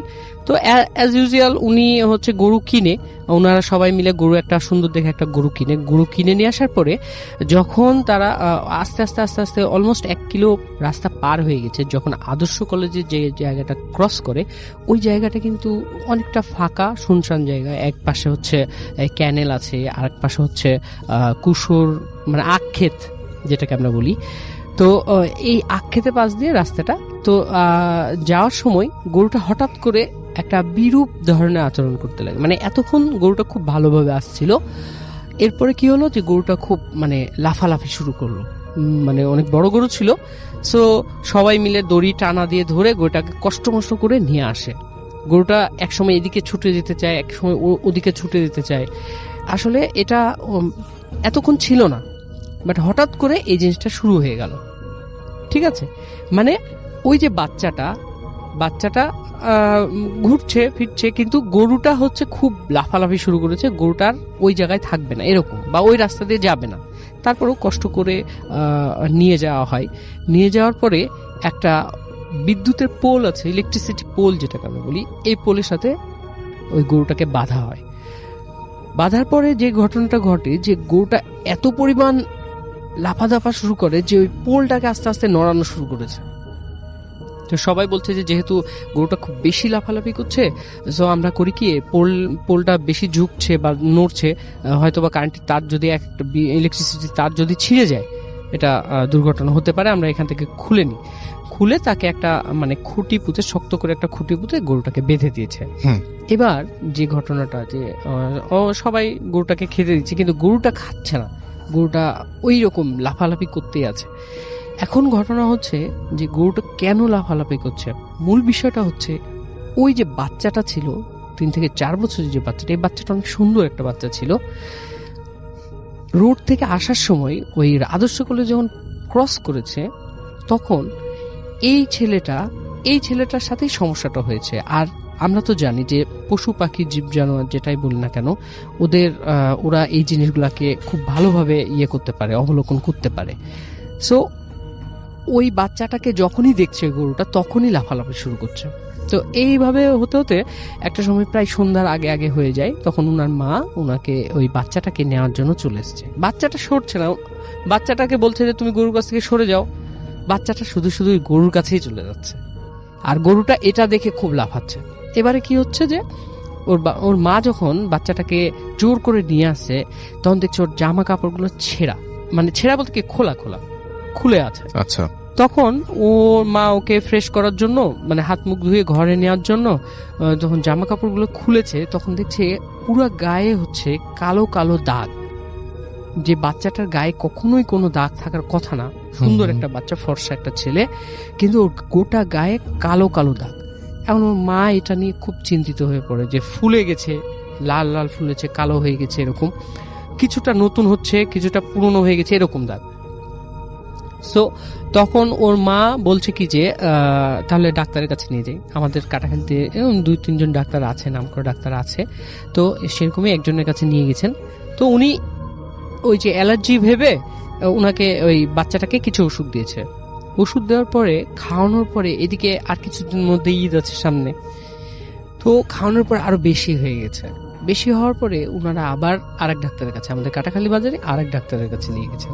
উনাকে চর্ম বিশেষজ্ঞ বলা হয়, চর্ম শিশু বিশেষজ্ঞ, উনার কাছে নিয়ে গেছে। উনিও দেখে অ্যাজ ইউজুয়াল কোনো না কোনো মেডিসিন দিয়েছেন, হ্যাঁ, মানে প্রাইমারি ট্রিটমেন্ট হিসেবে মেডিসিন দিয়েছেন। দেওয়ার পরে এটা আরো খারাপের দিকে চলে যায় বাচ্চাটা। তখন কোনো কিছু আগপিছ না ভেবে উনার মা বলে কি যে আমার ছেলেটাকে একটু কোনো একটা হুজুর কাছে দেখাই। তো এইভাবে করতে করতে তিনি তাদেরই গ্রামে, ওই ইমাদপুর নতুনপাড়া গ্রামে একজন ফিমেল কবিরাজের কাছে নিয়ে যান। আচ্ছা, বাচ্চাটাকে, কবিরাজের নাম আমি বলছি না, একজন ফিমেল, উনি একজন। তো ওনার কাছে নিয়ে যাওয়ার সাথে সাথে, ঘরে ঢুকানোর সাথে সাথে উনি বলছেন যে আপনারা কি করেছেন, এই বাচ্চাটা যদি আর 2 দিন থাকে বাচ্চাটা তো মারা যাবে। তখন বলছে কেন, বাচ্চার কি হয়েছে? তখন বলছে যে আমি বাচ্চার কি হয়েছে এটা পরে বলবো, আপনারা আগে আমাকে 7 ধরনের শুকনা খড়ি নিয়ে আসবেন। আই মিন 7 ধরনের বলতে 7টা খড়ি, 7টা গাছের, যেমন আম গাছ হতে পারে, জাম গাছ হতে পারে, কাঁঠাল গাছ হতে পারে, এগুলো না খড়ি হয়, মানে খড়ি বলতে লাকড়ি যেটাকে পুড়ায় আমরা, এই লাকড়ি কিন্তু 7 ধরনের হতে হবে। এই 7 ধরনের শুকনা লাকড়ি আমার কাছে নিয়ে আসেন। তো নিয়ে আসার পরে উনি বলছে কি যে এই শুকনা লাকড়িগুলো আমি পড়ে দিচ্ছি, এই লাকড়িগুলা তিন রাস্তার মাঝখানে, তিন রাস্তার মাথা যেখানে তিনটা রাস্তা একসাথে, ওই জায়গায় নিয়ে যে ছেলেটাকে বসায়, ছেলেটার সামনে এই লাকড়িগুলো পুরাই ফেলবেন। আর সাথে কিছু মানে প্রিয়জন যারা, মানে আত্মীয় স্বজন যারা ওই বাচ্চাকে যারা খুব ভালোবাসেন বা বাচ্চার যাদেরকে খুব ভালোবাসে তারা থাকবেন। ঠিক আছে। দেন ওই বাচ্চাকে নিয়ে ওর মা, ওর বাবা আর যে কজন আছে ওদের পরিচিত ওখানে গেছে। যাওয়ার পরে ওই লাকড়িগুলোতে আগুন ধরাই দিয়েছে। যখন আগুন ধরাই দিয়েছে আর পাশে ওই বাচ্চাটাকে নিয়ে যখন আগুন ধরাই দিয়েছে, তখন দেখছে কি ওই বাচ্চার শরীর থেকে একটা কালো ছায়া, কাইন্ড অফ ব্ল্যাক শেড, এটা হচ্ছে আস্তে আস্তে বের হয়ে যাচ্ছে ওই বাচ্চার শরীর থেকে। বাচ্চার শরীর থেকে যখন বের হয়ে যাচ্ছে, এটা সবাই দেখছে ওই জায়গায় যে বাচ্চার শরীর থেকে একটা কালো ছায়া বের হয়ে যাচ্ছে। কিন্তু সবচেয়ে আশ্চর্যের বিষয় যেটা, যে বাচ্চাটা দেখছে ওই ছায়াটাকে দেখছে কখনো ছাগল, কখনো গরু, কখনো বাদর। বলছে যে মামা দেখো একটা বাদর চলে যাচ্ছে, মামা দেখো একটা কালো ছাগল চলে যাচ্ছে, একটা গরু চলে যাচ্ছে। বাচ্চাটা এটা দেখছে। বাট যারা পাশে আছে, আত্মীয় স্বজন যারা আছে, প্রিয়জন যারা আছে, ওরা দেখছে যে বাচ্চাটার গা থেকে একটা কালো ছায়া বের হয়ে চলে যাচ্ছে। যেন একটা ডিস্টেন্সে চলে গেল, একটা সুনির্দিষ্ট ডিস্টেন্সে যাওয়ার পরেই ব্ল্যাক শেপটা আস্তে আস্তে মিলাই গেল। মিলে যাওয়ার সাথে সাথে ওই বাচ্চার শরীরে যতগুলো দাগ ছিল, ওখানে ওই বাচ্চার যতজন আত্মীয় স্বজন ছিল, এরা সবাই এই জিনিসটা দেখছে যে ওই বাচ্চাটার শরীর থেকে সব দাগগুলো অ্যাট এ টাইম চলে গেল, মিলাই গেল, ভ্যানিশ হয়ে গেল একেবারে। তারপরে যখন ওনারা সবাই ওই হুজুরে মানে ওই কবিরাজের কাছে আসেন, ওনারা বলছিলেন যে এটা তেমন মানে খুব বড় ধরনের জিন না, এটা ছোট ধরনের জিন। ছোট ধরনের জিন বলতে কিছু কিছু খুব খারাপ জিন আছে না, আবার কিছু কিছু জিন আছে বাচ্চাদেরকে খুব বেশি পছন্দ করে, এরকমই টাইপের। উনি আসছিল যে আপনার ছেলেকে নিয়ে খেলা করার জন্য বা আপনার ছেলেকে নিয়ে মানে মজা করার জন্য এরকম। বাট আপনার ছেলের গায়ের মধ্যে যে উনার ওই শেপটা যে স্পষ্ট হয়ে যাবে, এটা উনি কখনো, ওই জিন কখনো ভাবেনি যে আমাকে বোঝা যাবে।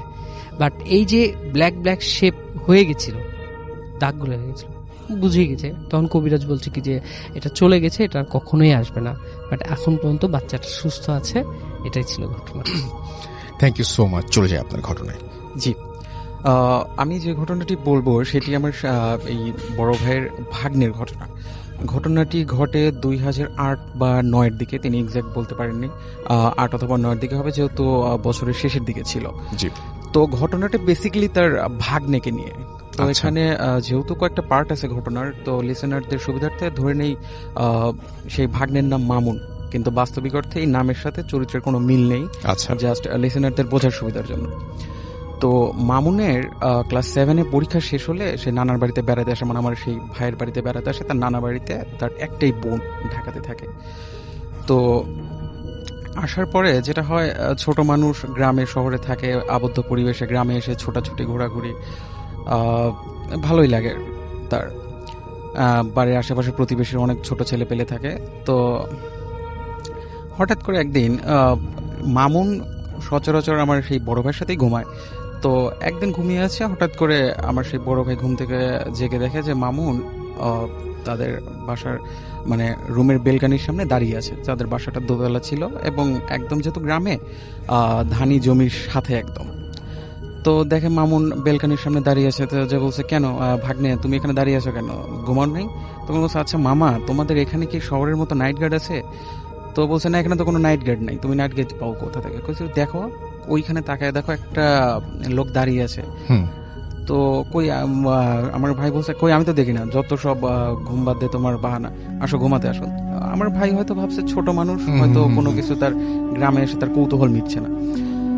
তো এর কিছুদিন পরে সেই বড় ভাই একটা জিনিস নোটিস করে যে মামুন যখন ঘুমায়, বা মানে আমার সেই ভাই যখন ঘুম থেকে ওঠে, দেখে তিনি ঠিক আছেন, কিন্তু মামুন মনে হচ্ছে তার উল্টে গেছে। অর্থাৎ আমার সেই বড় ভাইয়ের মুখের কাছে মামুনের পা এবং আমার এই বড় ভাইয়ের পায়ের কাছে মামুনের মুখ। তো বলে যে তুমি এমন করে ঘুমাও কেন? হয়তো ভাবছে যে শহরে থাকে, ঘুমের কোনো হয়তো সমস্যা থাকতেই পারে, অনেকের সমস্যাই থাকে। তো কিন্তু মামুনের প্রতি রাতে এই বেলকনির সামনে ওই লোকের দেখাটা চলতেই থাকে। ওকে এত নিষেধ করা হয়, এত কিছু করা হয়, ও শুনেই না। তো এরকম দিন যাচ্ছে। তো সবাই একটা বিষয় নোটিস করে যে যখন মাগরিবের আজান দেয় মামুনের মধ্যে কিছু চেঞ্জ আসা শুরু করে। ও খেতে চায় না রাতে, মানে কান্নাকাটি করে, মাঝে মাঝে খুব রেগে গেলে বকাবকি করে, যেটা আমার ভাই থেকে যেরকম শুনছি। তোকে অনেক বোঝানো হয়, হয়তো ভাবছে যে মা বাবা থেকে হয়তো কয়েকদিন দূরে আছে, একটু সমস্যা হচ্ছে। কিন্তু সবাই একটা বিষয় নোটিস করে, তার সমস্যা মাগরিবের আজানের পরে হয়।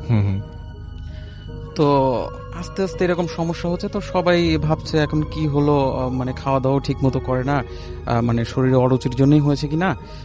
তো একদিন বাসায় কেউ নেই, আমার মানে মামুনের নানি, আমার মানে সেই বড় ভাইয়ের মা আছে ওখানে। তো নিচতলায় যেহেতু তারা গ্রামের পরিবেশে ধান টান হয়তো নাড়াচাড়া করছে। তো এমন সময় মামুন কে একটা মানে তাদের বাড়িতে একটা হুজুর টাইপের একজন আসেন। তো উনি দেখেই মামুনের নানিকে বলেন যে আচ্ছা এই ছেলেটার কি কোনো সমস্যা মা?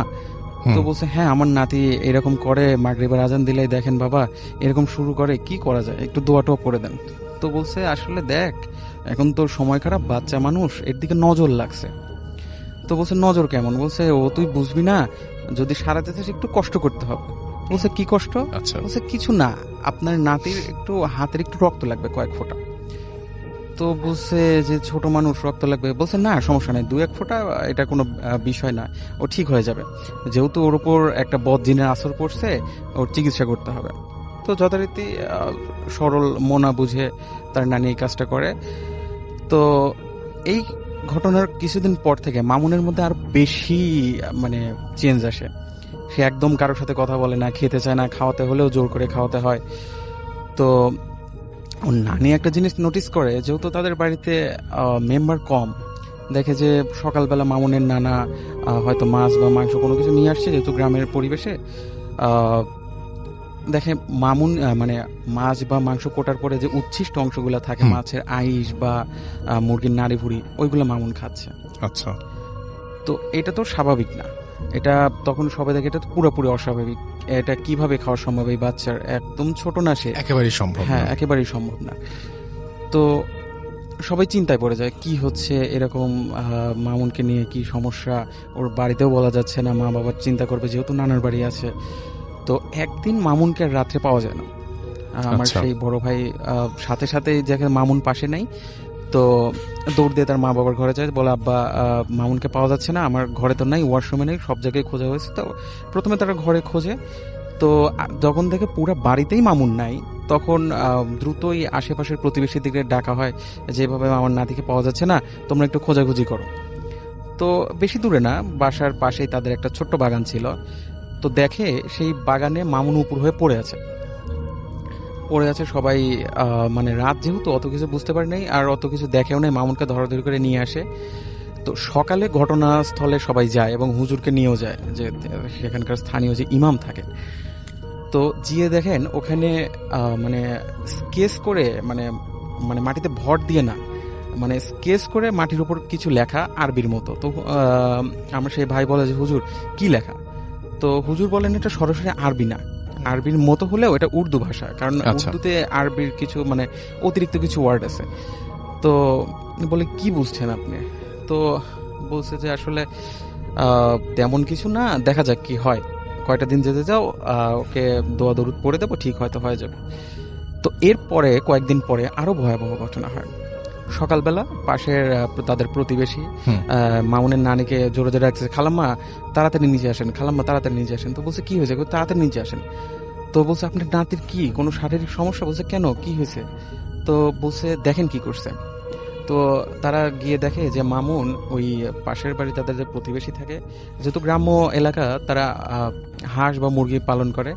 তো মামুন দেখে একটা হাঁসের আস্ত, একটা জ্যান্ত হাঁসের মাথা মানে ছিঁড়ে চাবাচ্ছে। যেহেতু ছোট মানুষ, তার পক্ষে তো এই মানে জ্যান্ত একটা হাঁসের মাথা চাবানো সম্ভব না, কিন্তু সে মুখের ভিতর নিচে এবং দেখে তার মানে মুখ ছুটি কেটে গেছে এবং তারই রক্ত বের হচ্ছে। যেহেতু তার পক্ষে এই জ্যান্ত একটা হাঁসের মাথা চাবানো সম্ভব না, তো কান্নাকাটি শুরু করে দেয় মামুনের নানি। মামুনের নানা আসার পরে বলে যে দ্রুত কিছু করেন, আমার নাতির মানে দিন দিন তো অবস্থা খারাপ হচ্ছে। আর একটা কথা বলে রাখা ভালো, মামুন এর মধ্যে কোনোভাবেই খাওয়া দাওয়া করছে না, মানে তাকে যদি খাওয়াতেও হয় জোর করে খাওয়াচ্ছে, কিন্তু তার নজর ওই খাবারের উচ্ছিষ্ট অংশের দিকে, মানে যত ময়লা জিনিস আছে সেগুলো সে খাবে। তো এরকম হওয়ার পরে মামুনের নানা আসার পরে সে ভাইকে নিয়ে বলছে যে আচ্ছা আজকে এশার নামাজের পরে দেখি হুজুরের কাছে নিয়ে যাই, ওকে নিয়ে যাই দেখি কি হয়। তো এর মধ্যে বলে রাখা ভালো, মামুন সেই মানে যখন তাকে রাত্রে বাগান থেকে উদ্ধার করা হলো তারপর থেকে তার পায়ের সমস্যা বলতে তার একটা গোড়ালে হালকা বাঁকা হয়ে গেছে এবং সে পা সোজা করতে পারছে না। সবাই ভাবছে হয়তো রাত্রে হয়তো দৌড় দিছে, হয়তো পায়ে কোনো ব্যথাও পেতে পারে। তো রাত্রে হুজুরের কাছে যাওয়া হয় এশার নামাজের পরে।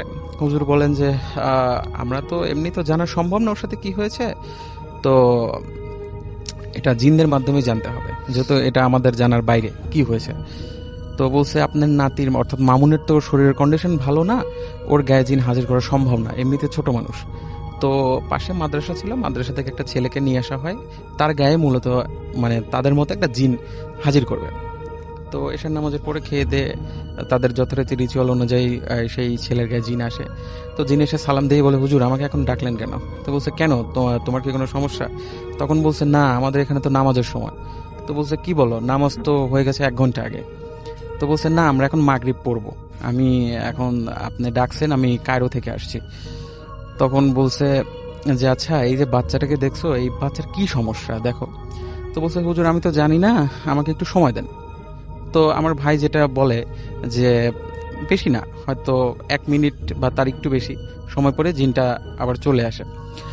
তো আসার পরে বলে যে আসলে এই ছেলের সাথে কি হয়েছে এটা আমি বলতে পারবো না, কারণ এর সাথে যা হয়েছে সেটা অনেক বড় পর্যায়ে এবং যারা অরিজিনাল শয়তানের উপাসক সেই সকল জিনই এর পিছনে লাগছে। তো আমার সাধ্যের বাইরে এটা, তো আপনারা অন্যদিকে দেখেন। তো জিনটা চলে যাওয়ার পরে হুজুর বলছে যে আসলে সমস্যা তো অনেক দূরে চলে গেছে, তো এটা আমার দ্বারাও সম্ভব না, আপনি কালকে সকালে যে আমাদের এখানে বড় মসজিদ আছে সেখানকার যে বড় হুজুর আছে তার কাছে যান, উনি সমাধান দিতে পারে। তো যথারীতি যেহেতু মামুনের অবস্থা খারাপ, আসলে মামুনকে নিয়ে যাওয়া সম্ভব হয়নি। তা আমার ওই ভাই আর তার আব্বাই অর্থাৎ মামুনের নানা যায় সকালে। তো গিয়ে হুজুরকে সব বলে। তো হুজুর বলে আচ্ছা আর সমস্যা নেই, আমি হয়তো আসরের নামাজ পড়ে আসবো, যেহেতু আসরের নামাজের পরে সময়টা একটু বেশি পাওয়া যায় আমি আসবো, সমস্যা নেই। তো আসে, তার সঙ্গীর সাথে মানে মাদ্রাসার কয়েকটা ছেলেকে নিয়ে আসে। আসার পরে সব বুঝে শুনে বলে যে আসলে তিনি বলেন আসলে এই ছেলের সাথে যা হয়েছে অনেক খারাপ কিছু হয়েছে, অর্থাৎ মামুনের নিজের বংশের, যেহেতু এটা নানার বাড়ি, তার দাদার বংশের কেউ ওকে ব্ল্যাক ম্যাজিক করছে এবং ছোট মানুষ এবং ব্ল্যাক ম্যাজিকটা যথাযথভাবে হয়েছিল না, এবং ওকে পুরাপুরি কাবু করার জন্য ওদেরই কেউ ওই রক্তটা সংগ্রহ করে, এবং যার ফলে মামুনকে পুরোপুরি প্রজেস্ট করা হয় এবং এখন একদম ন্যারো পর্যায়ে চলে গেছে যেখান থেকে ব্যাক করা সম্ভব না। তো কি করা যায়, বলছে আমার নাতিকে বাঁচান, আমি আমার মেয়ে বা জামাই বা মেয়ের কাছে কি জবাব দেব? তখন বলছে আচ্ছা একটা উপায় আছে, সেটা হচ্ছে এই জিনকে তাড়ানো যাবে না, একে যদি হয় একে আমি 3 বার বলবো, একে একদম নিঃশেষ করে দিতে হবে পুড়িয়ে, যেহেতু এটা বদ জিন। তো বলছে আপনি যেটা ভালো হয় করেন, কিন্তু একটু দ্রুত করেন, যেহেতু ওর অবস্থা খুবই খারাপ হচ্ছে দিন দিন। তো বলে আচ্ছা আমি তো এখন তো সম্ভব না, এটার জন্য কিছু প্র্যাকটিসের দরকার, প্রিপারেশনের দরকার, আমি কালকে আসি। তো উনি আসেন, আসার পরে এবং মামুনের নানা বলেন যে আসলে কাউকে যাতে না বলে, যেহেতু একটা তাদের রেপুটেশনের ব্যাপার ছিল। তো ঠিক আসরের নামাজের পরের দিনে ছাদে যান সবাই, খুব বেশি মানুষ না, শুধু মামুনের নানা আর আমার ভাই অর্থাৎ মামুনের মামা, যিনি আমাকে ঘটনা বলেছেন। তো হুজুর আগে থেকেই বলেন যে এই জিনকে পুরোপুরি কাবু করতে হলে একটা প্রাণীর লেজের মাংস, মানে যে নরম মাংস আছে সেটা লাগবে। আমাকে উনি বলেননি, আমার ভাইও বলেননি কোন প্রাণী, এটা আসলে তিনি বলেননি, হুজুর নাকি বলতে মানা করছে, আমাকে তিনি এটা শেয়ার করেননি। তো যাই হোক, হুজুর বড় করে 4টা দাগ দেন ছাদের ওপরে এবং পড়া পানি ছিটিয়ে দেন, এবং মামুনের চোখের দিকে, চোখের এক পাশে যে কোনো এক চোখের পাশে মানে মেন্থল টাইপের গন্ধযুক্ত, আমার ভাই যেটা আমাকে যেভাবে বলেন এমন কিছু লাগিয়ে দেন, ওকে বসিয়ে দেন। বসিয়ে দেওয়ার পরে উনি দোয়া পড়তে শুরু করেন, এবং মামুন কোনোভাবে মুখ খুলছিল না, মানে এমনিতে সে খুব দুর্বল, সে যে কিছু করবে অঙ্গভঙ্গি সেটাও না, শুধু মুখ দিয়ে ফেনা উঠছিল, মানে লালা পড়ছিল অঝরে, এবং চোখও তুলতে পারছিল না। কিন্তু একটা গোঙানির মতো শব্দ হচ্ছিল ওর মুখ দিয়ে, এবং মানে কন্টিনিউয়াসলি ওর মুখ দিয়ে লালা পড়তেছিল। তো ইন দ্য মিন টাইম হুজুর যে 4টা ছেলে ছিল, যে মানে স্কোয়ার শেপে দাগটা দেন, 4 কোণায় 4 জন মাদ্রাসার ছেলেকে দাঁড় করে দেন এবং হুজুর ইঙ্গিত দেন। তো ইঙ্গিত দেওয়ার সাথে সাথে 4 জন একসাথে আজান শুরু করে দেয়, একই সাথে আজান শুরু করে দেয়, এবং হুজুরও তার রিচুয়াল শুরু করে দেয়।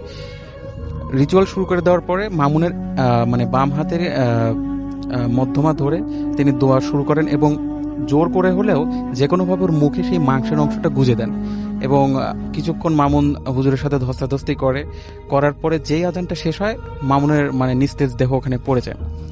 তো হুজুর বলেন, আশা করি যে আমি সাকসেস হয়েছি, জিনটা নাই। কিন্তু মামুনের যে কন্ডিশন, জিন যে ওর এই কয়েকদিনে যে ক্ষতি করছে, ওর শারীরিক ক্ষতি, এটা এই ট্রিটমেন্টে হবে না, ওকে মানে জেনারেল ট্রিটমেন্ট করতে হবে। তো মামুনের জ্ঞান অনেক মানে কয়েক ঘন্টা পরে ফেরে, সে মানে তখনও কোনো কথা বলছিল না। তাকে সাথে সাথেই একটা হাসপাতালে নিয়ে যাওয়া হয় স্থানীয়, ওখানেই চিকিৎসা করা হয়। পরে তাকে অর্থোপেডিক্স ডাক্তারও দেখানো হয় তার পায়ের জন্যে। তো এই ছিল মোটামুটি ঘটনা। এরপর থেকে আসলে মামুন এখনো মোটামুটি সুস্থ, এখন বেশ বড় হয়ে গেছে। Thank you so much. যাই হোক, আমাদের আরো একজন অতিথি আছেন, তার কাছে আমরা যাব। এবং ধন্যবাদ রাসেল ভাই। হ্যালো লিসেনার্স, আমি রায়হান আহমেদ, আমি এসেছি ধানমন্ডি থেকে। জি, আমি যে ঘটনাটা শেয়ার করবো রাসেল ভাই, এটা একটা গ্রামের ঘটনা। আর ঘটনাটা হচ্ছে আমার ছোট মামার সাথে ঘটে। তো আমার মামারা ছিল 2 ভাই, ওনারা। তো নানার বড় ছেলেরা উনি চাইছিলেন যে উনি প্রাতিষ্ঠানিক শিক্ষায় শিক্ষিত করতে, আর ছোট ছেলে উনি কোরআনের হাফিজ হতে আর কি। তো রাসেল ভাই বলে রাখা ভালো, অনেকেই আছে যে এরকম হয়তো শুনেছেন কিনা জানি না, যে যারা কোরআনের হাফেজ মানে হতে চায়, যার জন্য মাদ্রাসায় পড়ছে, তাদের অনেকেই একটা সময়ে মানে মস্তিষ্ক বিকৃতির একটা ব্যাপার ঘটে। কিছু একটা সময়ে তারা মানে পড়াশোনা বন্ধ হয়ে যায়, তারা পড়াশোনা করতে পারে না, এরকম হয় তাদের সাথে। ঘটনাটা শুনি। হ্যাঁ, এটা গ্রামের মুরব্বীরা বলে জিনে আছর করে আর কি, যে ব্যাপার কারণে এরকম হয়। তো ঘটনাটা আসলে ওনার সাথে যেটা ঘটেছে, উনি একদিন উনি চঞ্চল প্রকৃতির ছিলেন, তো খেলাধুলা করতেন বেশি, ওই আপনার কোরআনের পড়া এগুলো ওনার ভালো লাগতো না আর কি। তো উনি একদিন খেলার উপকরণের জন্য বাঁশঝাড়ে যান, ভাঙা আপনার এই মাটির যে জিনিসপত্র, বাসন কোসনের টুকরা, এগুলো দিয়ে উনি খেলতেন আর কি। তো এগুলো কুড়াতে যান বাঁশঝাড়ে। তো ওইখানে উনি যখন কুড়ায় নিয়ে আসেন, উনি একা আসেন না, ওনার সাথে 4টা ছোট ছোট সাপ আসে। এই সাপগুলা বাড়িতে এসে ওনার যে ছোট বোন, উনি বারান্দা খেলতেছিল, ওরে সার্কেল করে সাপগুলা ফোনা তুলে আছে। এইটা দেখার পর আমার নানি তাড়াতাড়ি আসেন, এসে বাঁশ দিয়ে সাপগুলোরে মারেন। তো ছোট সাপ, সমস্যা হয় নাই, মারছেন। তো এরপরে যে জিনিসটা ঘটে ওনার সাথে, উনি একদিন দৌড়ে নদীর পাড় থেকে নামতেছেন। তো নেমে যখন উনি দৌড়ে আসছেন বাড়ির দিকে, তো হঠাৎ ওনার সামনে পড়ে একটা বড় সাইজের একটা সাপ পড়ে। সাপটা রাস্তা পার হচ্ছে। এটা আসলে মানে এত বড় সাপ যে এটা অজগর সাপ, কিন্তু গ্রামে এরকম অজগর সাপ দেখা যাওয়ার কথা না। যেহেতু এটা দেখা গেছে, উনি এখানে ডাইরেক্ট স্টপ হয়ে গেছেন। এখন উনি যদি যেতে চান, ওটাকে লাফ দিয়ে যেতে হবে। উনি যান নাই, ওটা সাপটা চলে গেছে আস্তে আস্তে। তারপর উনি বাড়িতে আসেন। বাড়িতে আসার পরে ওনারা বলেন যে এই ঘটনা। তো বাড়িতে এটা জানার পর ওনারে তারা তাবিজ দেয় কোমরে বাঁধার জন্য আর কি, সাপ থেকে নিরাপত্তার জন্য। তো ওটা আসলে মানে মুরব্বীরা যেটা বলে, যেটা আসলে সাপ ছিল না, এটা ছিল আপনার বাড়ি পৈরল। মানে বাড়ি পৈরল বলতে গ্রামের মানুষ বলে যে অনেকে আছে যে মানে বাড়ি পাহারা দেয়। এটা হয়তো জিন জাতীয় কিছু হতে পারে বা অন্য কিছু, এটা বাড়ি পাহারা দেয়, এটা বাড়ি পৈরল বলে। তো যাই হোক, এই ঘটনার পর ওনার সাথে যেটা ঘটে, একদিন রাতে উনি ওনার রুমে পড়তেছিলেন। তো বাইরে থেকে ওনার নাম ধরে কেউ 3 বার ডাকে। উনি ডাকটা অবিকল শুনতে পান যে ওনার বড় ভাইয়ের গলা। তো উনি ভাবছেন বড় ভাই হয়তো আসছে ওনার দেখা করার জন্য। তো উনি দরজা খুলে দেন কৌতূহলী হয়ে, বড় ভাই আসছে, দরজা তো খুলবেই। দরজা খুলে দেন। দরজা খুলে দেখেন যে এখানে কিছুই নাই, কেউই নাই। তো উনি আর কিছু কথা বলেন নাই, উনি জাস্ট দরজা খুলে উনি বের হয়ে যান। তো এই যে দরজা দিয়ে খুলছেন, দরজা খোলার আওয়াজ নানির কানে যায়। তো নানি যাওয়ার পর নানারে জানান যে কি হয়েছে। বাইরে এসে দেখেন যে কিছু নাই, হারিকেন নিয়ে বের হয়েছেন, অনেক আগের ঘটনা যেহেতু। তো উনি দেখেন যে উনি ঘরে নাই, মামা ঘরে নাই। তো উনি নানার বিষয়টা জানান, নানা তাড়াতাড়ি লাইট নিয়ে বের হন। তো লাইটগুলো ছিল আগের দিনের যে লাইটগুলো আর কি, বড় ব্যাটারির যে লাইটগুলো, এগুলো কম আলো দিত। তো উনি লাইট নিয়ে খুঁজতে বের হন ওনারে। তো উনি অলরেডি নদীর পাড়ে উঠে গেছেন, উঠে হাঁটা শুরু করছেন। কি একটার মানে দ্বারা তিনি ইনফ্লুয়েন্স হয়েছেন যেটা উনি হাঁটা শুরু করছেন। তো নানা পিছনে পিছনে যান। যাওয়ার পরে যখন গাঙের পাড়ে উঠার পরে দেখেন যে অনেক দূরে উনি হেঁটে যাচ্ছে। তো উনি যত দূরে পারেন, মানে দৌড়ে পারেন বা হাঁটে পারেন, ওনার পিছু শুরু করেন হাঁটা। তো ওনার হাঁটতে হাঁটতে একটা সময়ে উনি মানে মামা উনি গাছে উঠে গেছেন। উনি তো আসলে এখানে বলে রাখা ভালো, উনি গাছে উঠতে পারেন না, গাছ বাইতে পারেন না, কিন্তু এখানে গাছে উঠছেন কিভাবে? মানে গাছে উঠে গেছেন। আর এদিকে নানার চিৎকার চেঁচামেচিতে মানুষ জড়ো হয়ে যায়, গ্রামের মানুষ। আর গ্রামের মানুষ জড়ো হওয়ার পরে যে ব্যাপারটা ঘটে, যে এখান থেকে একজন মানুষ সাহস করে গাছে উঠে ওনাকে মানে ধরতে চায় ধস্তাধস্তি করে। তো উনি এখানে মানে ধরতে যেয়ে উনি এখানে মানে বিভৎসভাবে একটা আওয়াজ করেন। আওয়াজটা এটা আসলে আরবি ভাষায় একটা আওয়াজ করেন, কি মানে বলছেন এটা আমি অবিকল বলতে পারবো না। তবে ওনার মানে বয়সটা ছিল আপনার 3-4 মানুষ যদি সমবেত কণ্ঠে যদি একটা কথা বলে, যেরকম একটা মানে যেরকম একটা রাগ নিয়ে যদি 3-4 মানুষ একটা কথা বলে, এরকম ভাবে কথা বলছেন। এবং এই মানে বয়েস শুনে মানে যারা ছিল তারা পুরোপুরি অবাক হয়ে গেছে যে মানে কি। তারপর যাই হোক কষ্ট করে ওনারে নামানো হয়েছে। নামানোর পর ওনার মুখ দিয়ে মানে ফেনা বের হইতেছে, সাদা রঙের ফেনা বের হইতেছে। তাড়াতাড়ি করে ওনার মানে মসজিদে নিয়ে যাওয়া হয়। হুজুর আছে মসজিদে, তো মসজিদটা কাছেই ছিল। নেওয়ার পর মসজিদে হুজুর এখানে দোয়া দুরুদ পড়ে ওনাকে আপাতত সুস্থ করে তোলেন। তারপর উনি বাড়িতে যান। বাড়িতে যাওয়ার পর যেহেতু ছোট ছেলে মায়ার ছিল, তো নানা চান নাই ওনারা আর মাদ্রাসায় পড়াতে। উনি ভাবছেন যে মাদ্রাসায় পড়ানোর কারণে হয়তো জিনের আসর এই জিনিসটা হয়েছে, তো এই জন্য ওনার পড়া বন্ধ হয়ে গেছে, উনি আর পড়েন নাই। তারপর 6-7 বছর পর উনি বিদেশে চলে যান। বিদেশ থেকে এখন প্রবাসী উনি, এখন আলহামদুলিল্লাহ ভালো আছেন, ওনার সাথে আর তেমন কোনো সমস্যা হয়নি। এই ছিল ঘটনা রাসেল ভাই। হ্যাঁ, থ্যাংক ইউ সো মাচ। তো আমরা চলে যাই ঘটনায়। আমি খুব তাড়াতাড়ি, আমি সোহাগ আবার ফিরলাম। ধন্যবাদ রাসেল ভাই। আমি 5 মিনিটের মধ্যে ঘটনাটা বলছি। এটা হচ্ছে আমাদের মেসের মিরপুর 1-এর যে জায়গায় আমি থাকি, কি বলে পাইকপাড়া যে ডিটেইল কলোনি। আমার মনে হয় যে ঘটনাটা অনেক সুন্দর, তো আমরা যে মূল ঘটনার অংশটুকু সেটুকু শুনি, অনেকেই অনেক আনন্দ পাবেন। যেটা হচ্ছে যে আমাদের মেসটাতে এক বড় ভাই থাকেন। উনি, আমি বলতে ভুলে গেছিলাম যে উনি কিন্তু অবিবাহিত, উনি আমাদের আরিফ ভাই। তো উনি আমাদের মেসটা যেহেতু মসজিদের সাথে, তো উনি অনেকদিন মানে খুব রাত্রে একদিনকে হচ্ছে অনেক রাত্রে বের হয়েছে। বের হওয়ার পরে দেখছে কি যে মসজিদের জানালাগুলা ধুপ ধুপ করে বিপিং হচ্ছে। তো এটা শোনার পরে সব জানালাগুলা যখন এরকম বিপিং হওয়া শুরু হয়েছে, তখন ওনাকে কেউ একজন, মানে ইমাম সাহেব হোক আর মঞ্চম সাহেব হোক, কোনো একজন বলেছিলেন যে এনারা রাত্রেবেলায় নামাজ পড়তে আসেন, তো রাত্রেবেলায় এদিকে আসেন না। তো এইভাবে উনি শোনার পরে এরা খুব দৌড়ে ওখান থেকে চলে আসেন। আসার পরে দেখেন কি যে আমাদের মেসে যে ঢুকতে যে গেটটা, এই গেটে এমন কালারের একটা বিড়াল দাঁড়িয়ে আছে। বিড়ালটা অসম্ভব বড় আকারের ছিল আর ভিন্ন টাইপের একটা রং। আমরা সচরাচর দেখি কালো বিড়াল, সাদা বিড়াল, হলুদ বিড়াল, লাল বিড়াল, কিন্তু এটা একেবারে ভিন্ন একটা রং। বাস ওটা দেখে উনি খুব তাড়াতাড়ি ওখান থেকে চলে আসেন। আসার পরে, এটা খুব রিসেন্ট একটা ঘটনা, আর ওই ঘটনার পরে বিড়ালটা দেখার পরে উনি চলে আসেন ঘরের মধ্যে। আসার সময় আমাদের যে রান্নাঘর, মেসের যে রান্নাঘর, এই রান্নাঘরে একটাই গেট, এই রান্নাঘরে অন্য পাশ থেকে ঢোকার কোনো ওয়ে নাই। এই রান্নাঘরের মধ্যে মনে হচ্ছে কয়েকজন মিলে সব মানে ইয়েগুলা, মানে বাসন কোসনগুলো নড়াচড়া করলে যেরকম যেমন আওয়াজ হয়, এইরকম আওয়াজ শুরু করেছে, অ্যাজ লাইক অ্যাজ ঝনমন ঝনমন ঝনমন এরকম আওয়াজ। তো ইনি এটা দেখে তাড়াতাড়ি করে চলে আসেন রুমের মধ্যে। জাস্ট এই মানে লাস্ট ইলেকশন ডেট, মানে 30 তারিখে উনি ভোটের কাজের জন্য উত্তরায় একটা ইয়ে পান, পোস্টে ওনাকে নিয়োগ দেওয়া হয়। তো কাজ শেষে 30 তারিখ রাত্রে উনি চলে আসেন। আসার পরে যেহেতু মেস ফাঁকা, মেসে কেউ নাই, ওনার রুমেও চারজন থাকতো, সবাই চলে গেছে। তো আরিফ ভাই একাই শুয়ে আছে। শুয়ে থাকতে থাকতে এরকম হলো যে ওনার মেসের মধ্যে কয়েকজন একসাথে শ্বাস নিলে যেটা হয়, যে খুব জোরে জোরে শ্বাস নিচ্ছে, show show show show like এরকম, এই শ্বাসটা এই খুব জোরে জোরে শ্বাস নিচ্ছে। এখন আরিফ ভাই এটা মানে যখন নোটিস করার পরে উনি হচ্ছে, ওনার কাছে সবসময় গ্যাস লাইট থাকে বালিশের নিচে, উনি গ্যাস লাইটটা করেছে। এই জিনিসটা অন করার সাথে সাথে দেখছে কি এই আওয়াজটা নাই। তখন উনি ভাবছে যে আমার মনে হয় ভুল। দেন আবার করেছে কি যে আরিফ ভাই গ্যাস লাইটটা অফ করে শুয়ে পড়েছে। এবার কি যে তার মাথা সোজাসুজি যে বিছানা আছে, ওই বিছানায় দেখছে কি যে ওই আওয়াজটা শুরু হয়েছে।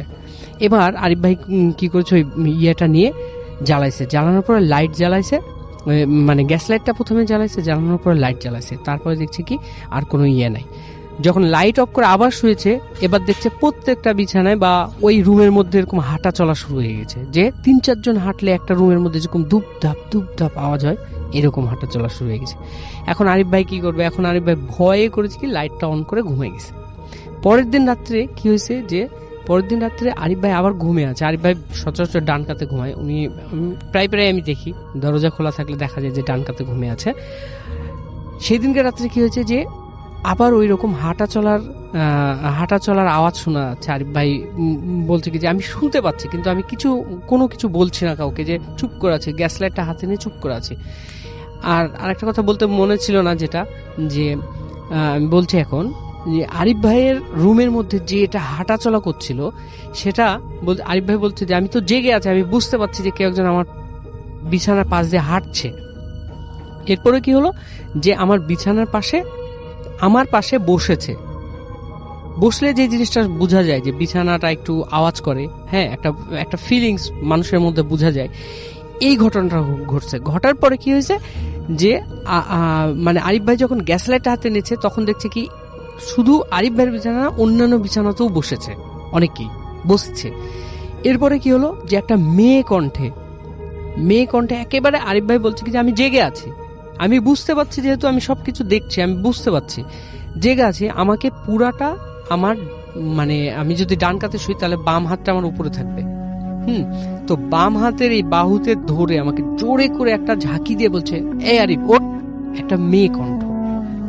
শুধু এই কথাটা বলার সাথে সাথে আরিফ ভাই বলছে আমি অ্যাজ এ একটা স্টিল একটা ম্যান, মানে আমি ফ্রিজিং, জাস্ট আমি ফ্রিজ হয়ে গেছি। আমি লাফ দিয়ে উঠেছি, উঠার পরে গ্যাস লাইটটা জ্বালিয়েছি, সাথে সাথে বাতি জ্বালিয়েছি।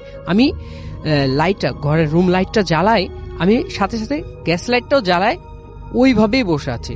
যখন ফজরের আজান দেয়, ফজরের আজান দেওয়ার পরে তারপরে আমি নর্মাল হই। যখন আজান চারিদিকে শুনছি, শোনার পরে ফজরের নামাজের পরে আমি হুজুরকে ডেকে নিয়ে আসি। হুজুরকে ডেকে নিয়ে আসার পরে আমি বলছি কি যে হুজুর এটা কি হলো আমার সাথে এরকম। তখন হুজুর আমাকে বললো কি যে এটা আপনি আগে বলবেন না, এরকম হয়। হুজুর সে সাথে দোয়া পড়ে দেওয়ার পরে পানি পড়াও দিয়েছিল আরিফ ভাইকে। তো এগুলো ব্যবহার করার পরে এখন মোটামুটি আরিফ ভাই একেবারে সেফ ওই রুমটার মধ্যে। তবে হুজুর এই কথা বলছিল যে এই মেসটাই, মানে আমাদের যে মেসটা এখন পর্যন্ত আমি যেহেতু থাকি, আমি সোহাগ ভাই যেহেতু থাকি ওখানে, এখন আমি ফেস করিনি, আমি মেসের বাইরে ফেস করেছি কোনো কিছু। সো এখন মোটামুটি সেফ। এই ছিল ঘটনা। Thank you so much. জি ভাই, আসসালামু আলাইকুম। ওয়ালাইকুম আসসালাম রাসেল ভাই। আমি কাহিনীতে চলে যাব সরাসরি। এই কাহিনীটা আমাকে বলেছে হচ্ছে সুনীল, ওর দাদার আমলের কাহিনী। সম্ভবত এটা যখন নাকি আপনার দেশ বিভাগের আগে একদম ভারতবর্ষ ছিল সে সময়কার কাহিনী। তো এই কাহিনীটা হচ্ছে যে একটা জমিদার বাড়ি, এটা হচ্ছে ময়মনসিং এর এদিকে ছিল আর কি, ময়মনসিং এর দিকটাতে। তো তখন ভারতবর্ষ আর কি বড়। এবং যে কাহিনী বলেছে তার দাদা সেই সময় ওই তাদের জমিদারি প্রথাটা উঠে যাচ্ছে আর কি, তখন উঠে গেছে এবং সম্পত্তি ভাগ হয়েছে। তো এরকম সময় তার দাদা শহরে ছিল আর কি, কলকাতায় ছিল। তার দাদার ডাক পড়ে আর কি, যে বলে যে তোমার সম্পত্তির এটা ভাগাভাগি করে তুমি তোমার যা যা আসে সেগুলো নিয়ে যাও আর কি। তো ওর ফ্যামিলিতে দুঃসম্পর্কের কিছু আত্মীয় ছিল এবং ওর দাদা ছিল আর কি সেখানে, সেই ইসে আর কি। তো শুনলে দাদা যখন নাকি ময়মনসিং এ আসে, তার কলকাতার জব ছেড়ে, চাকরি ছেড়ে, তিনি চাকরি করতেন আর কি। তো সেই সময়টা আর কি ওই জায়গাটা আর কি বেশ পাহাড়ি টাইপের ছিল, মানে খুব বেশি মানে একটু জঙ্গল ঘেরা, পাহাড় টাহাড় আছে এবং মানে বেশ বন্য পরিবেশ আর কি। এর মধ্যেই তার পূর্বপুরুষদের জমিদারি ছিল এবং তারা ছিলেন বেশ অত্যাচারী টাইপের আর কি, অত্যাচারী টাইপের। এবং পরবর্তীতে আর কি তারা মানে যিনি লাস্ট চলে যান আর কি এবং তার হিসাবটা করে যান, তিনিও আর কি বেশ মানুষের রোষানলেই পড়েন আর কি, এরকম একটা অবস্থা ছিল। এবং অতীতে কিছু তাদের ফ্যামিলির কিছু মানুষকে মানুষ মেরেও ফেলছে, এরকম কিছু। যাই হোক, শুনলে দাদা যখন ওখানে যায় তখন যে দেখে যে পরিবেশটা মোটামুটি তখন আর জমিদারির ব্যাপারটা নেই ওখানে। তবে তার যে উকিল তিনি এবং তাদের যে ম্যানেজার ছিলেন তিনি ওই বাড়িটাতে তাকে নিয়ে যান আর কি, নিয়ে যে ওখানে রাখেন, দেখান বাড়িটা, বিশাল বাড়ি। এবং তার অন্যান্য যে জিনিসগুলো বুঝে নেওয়ার সেগুলো তাকে বোঝাতে থাকেন। এবং তার এক দুঃসম্পর্কের এক হয় আর কি, মানে যেটাকে বলে জেঠি বা সামথিং ছিল আর কি। তিনি তার সাথে সব কমিউনিকেশন অ্যান্ড সব কিছু মেনটেন করতেন, কারণ তারই নাকি আরও কিছু মানে ওনার দাদার যে জেঠি আর কি, তারই নাকি আরও কিছু মানে প্রাপ্য ছিল কিছু অংশে কি হিসাব কিতাবে আর কি। যাই হোক, তো ওনার সাথে ওনার কথাবার্তা বলা লাগে এসব ব্যাপারে। তো উনি ওখানে যাওয়ার পরে বেশ কিছুদিন কেটে যাওয়ার পরে ওনার যে বন্ধু, মানে ওর দাদার বন্ধু, শুনলে দাদার বন্ধু একটা চিঠি পায় ওর দাদার কাছ থেকে যে সে অসুস্থ আর কি। শুনলে দাদা যে সে অসুস্থ ছিল, জি, বেশ অসুস্থ হয়ে গেছে হঠাৎ করে। অসুস্থতার লক্ষণটা হচ্ছে সে লিখছে তাকে চিঠিতে যে সে হঠাৎ করে জ্বালা পোড়া হয় তার, এবং তখন সে জ্বালা পোড়াটা এতটুকু হয়, শারীরিক জ্বালা পোড়া, সে কিছুই করতে পারে না, সে আপনার সব তার জ্ঞান হারিয়ে যায় আর কি, সে নিজের জ্ঞান থেকে বেরিয়ে যায়। জি, সে তার দাদার বন্ধুকে অনুরোধ করে তাকে ওখানে আসতে আর কি। তার দাদার যে ফ্রেন্ডটা থাকে সে খুব ক্লোজ একটা ফ্রেন্ড, এবং তার সাথে অনেক কিছু শেয়ার করে, খুব ক্লোজ ফ্রেন্ড। তো সে তখন ওখান থেকে ইংল্যান্ডে যাওয়ার জন্য রেডি হচ্ছিল আর কি, বিদেশে যাবে পড়তে সেই সময়। তো সেই সময় অনেকে আইন বিষয়ে পড়াশোনা করতে যেত আর কি এরকম। তো যাই হোক, তো ওই বন্ধু যখন নাকি চিঠি পায়, চিঠি পেয়ে তখন চিন্তা ভাবনা করে করে সে চলে আসে এদিকে বিভিন্নভাবে আর কি। তার আসার বর্ণনা নাই দিলাম, আসার বর্ণনা দিছিল, বাট সেটা আমি নাই দিলাম। জি। তো বিভিন্নভাবে চলে আসে। আসার পরে সে যে তার বন্ধুর সাথে দেখে, বন্ধুকে দেখতে পায় যে সে একটা রুমে শুয়ে আছে, বেশ আগের থেকে বেশ শুকায় টুকায় গেছে, চোখের নিচে কালি পড়ছে। তো বলে, কি রে তুই এখানে আসলি, তোর মানে আরো সম্পদ পাবি, এটা সেটা কিছু ভালো কিছুর জন্য আসছিস, তোর এই অবস্থা কেন, তুই এখানে বিছনায় পড়ে গেলি? তো বলে যে ফ্রেন্ড, আসলে জিনিসটা হচ্ছে অন্যরকম। আমি এখানে আসার পর থেকে যে জিনিসটা আমি দেখি, প্রথম দিকে আমি যেটা দেখতাম সেটা হচ্ছে রাত্রেবেলা আমাকে কেউ ডাকতো রুমের বাইরে, মানে রাত হয়ে গেলে যখন সবাই ঘুমায় যেত, ঘর বাড়ি অন্ধকার, তখন মনে হতো কেউ আমাকে ডাকতেছে নাম ধরে। তো নাম ধরে যখন ডাকতো, তা আমি আস্তে আস্তে প্রথম, মানে সে তার কাহিনী বলতেছে যে প্রথম যখন আমাকে নাম ধরে কেউ ডাকে, তখন আমি মনে করছি যে এই বাড়িতে আর কেউ আছে যে নাকি বয়সে বড় এবং নারী কণ্ঠ আর কি। তো আমার জেঠি বা জেঠির কোনো পরিচিত কেউ, কিন্তু ডাকটা এমন ভাবে দেবে কেন, ডাকটা একটু বিকৃত টাইপের, লাইক মানে মানুষ স্বাভাবিক গলায় ডাকলে যেরকম সেরকম না, সেরকম করে দরজায় একটা নক হতো এবং তাকে ডাক দিত। তো সে প্রথম দিনই ওখানে উঠে বলে যে কি ব্যাপার, কে, কোনো রেসপন্স পায় না। গেট খুলে বাইরে যায়, করিডোর দিয়ে নেমে যায় তাদের যে সিঁড়ি থাকে, সিঁড়ি দিয়ে হেঁটে নামে নিচে। নামার পর নিচতলাতেও দেখে কোনো শব্দ নাই, হুটহাট, মানে চারিদিক কেমন, মানে আপনার শুনশান নীরবতা, এবং মানে পুরো বাড়িটা মনে হচ্ছে খা খা করছে, কেউ নাই। তো প্রথম দিন এরকম সে দেখে উঠে আসে। এরপরে সে শব্দ শুনতে পায় তার জানলার নিচে, মনে হচ্ছে মানুষজন কথা বলছে। তো সে আপনার জানালার পর্দা সরায় নিচে উকি দেয়, উকি দিয়ে দেখে যে কিছু মানুষ মনে হচ্ছে যে আপনার ওখানে জটলা করছে। তো সে এটা দেখে, বাট কিউরিয়াসিটি মানে খুব একটা ফিল করে না। চিন্তা করে যে এখানে এখন কি করব, নিচে কে আলোচনা করতেছে, কি করতেছে, আমি তো এখানে ইউজ টু না। তো যেটার থেকে সে প্রথম অসুস্থ হয় সেটা হচ্ছে সে একদিন শুনতে পায় তার জেঠি, যে তার যে জেঠি যাকে ডাকছে বাইরে এসে, এবং 2-3 করে ডাকছে, এবং ডাকার পরে সে ওই ডাকে সাড়া দেয়, সাড়া দিয়ে আপনার আস্তে করে গেটের বাইরে আসে। এসে দেখে জেঠি ঠিক ওই গেটে না, বেশ দূরে দাঁড়িয়ে আছে।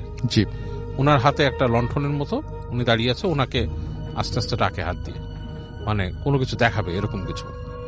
তো উনি পিছে পিছে যায়, যে সিঁড়ি দিয়ে নামে, সিঁড়ি দিয়ে নামার পর ওনাকে হেঁটে ওখানকার একটা দরজা আছে, সেই দরজাটা খুলে ভিতরে ডাকে। তো উনি দরজা খুলে ভিতরে যায়, দেখে সিঁড়ি নেমে গেছে, নিচের দিকে সিঁড়ি নেমে গেছে, এবং বেশ একটা মানে ইসের মতো করিডোর টাইপের সিঁড়ি, এবং ওই নিচে যে জেঠি দাঁড়িয়ে আছে লণ্ঠন নিয়ে, সেটার আলো মানে কেঁপে কেঁপে আসছে উপরে, বেশ মানে একটা হরিবল একটা জিনিস। তো উনি তারপরে কিছু চিন্তা করে উনি পেছনে পেছনে যায়।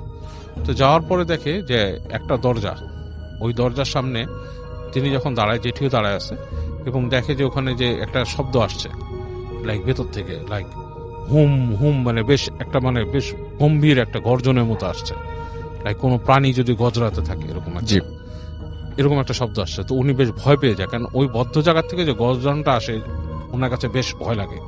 এবং এই পর্যায়ে দেখে ফট করে ওই আলো লণ্ঠন যে থাকে জেঠির হাতে, সেটা নিভে গেছে। আচ্ছা। তো উনি ডাকতে থাকে জেঠিমা জেঠিমা, এরকম করে ডাকে, দেখে কোনো সাড়া নেই, এবং ওই গর্জন যেটা হচ্ছে, গর্জনটা আরো লাউডার হচ্ছে ওই জায়গায়। আচ্ছা। উনি ব্যাক করে আসতে যায়, দেখে দরজা লাগানো, মানে যেই সিঁড়ির গোড়ায় যে দরজাটা সেটা লাগানো। তো উনি অনেক দরজা নক করে চিৎকার করে, মানে মানুষের নাম ধরে ডাকে, কেউ আসতেছে না।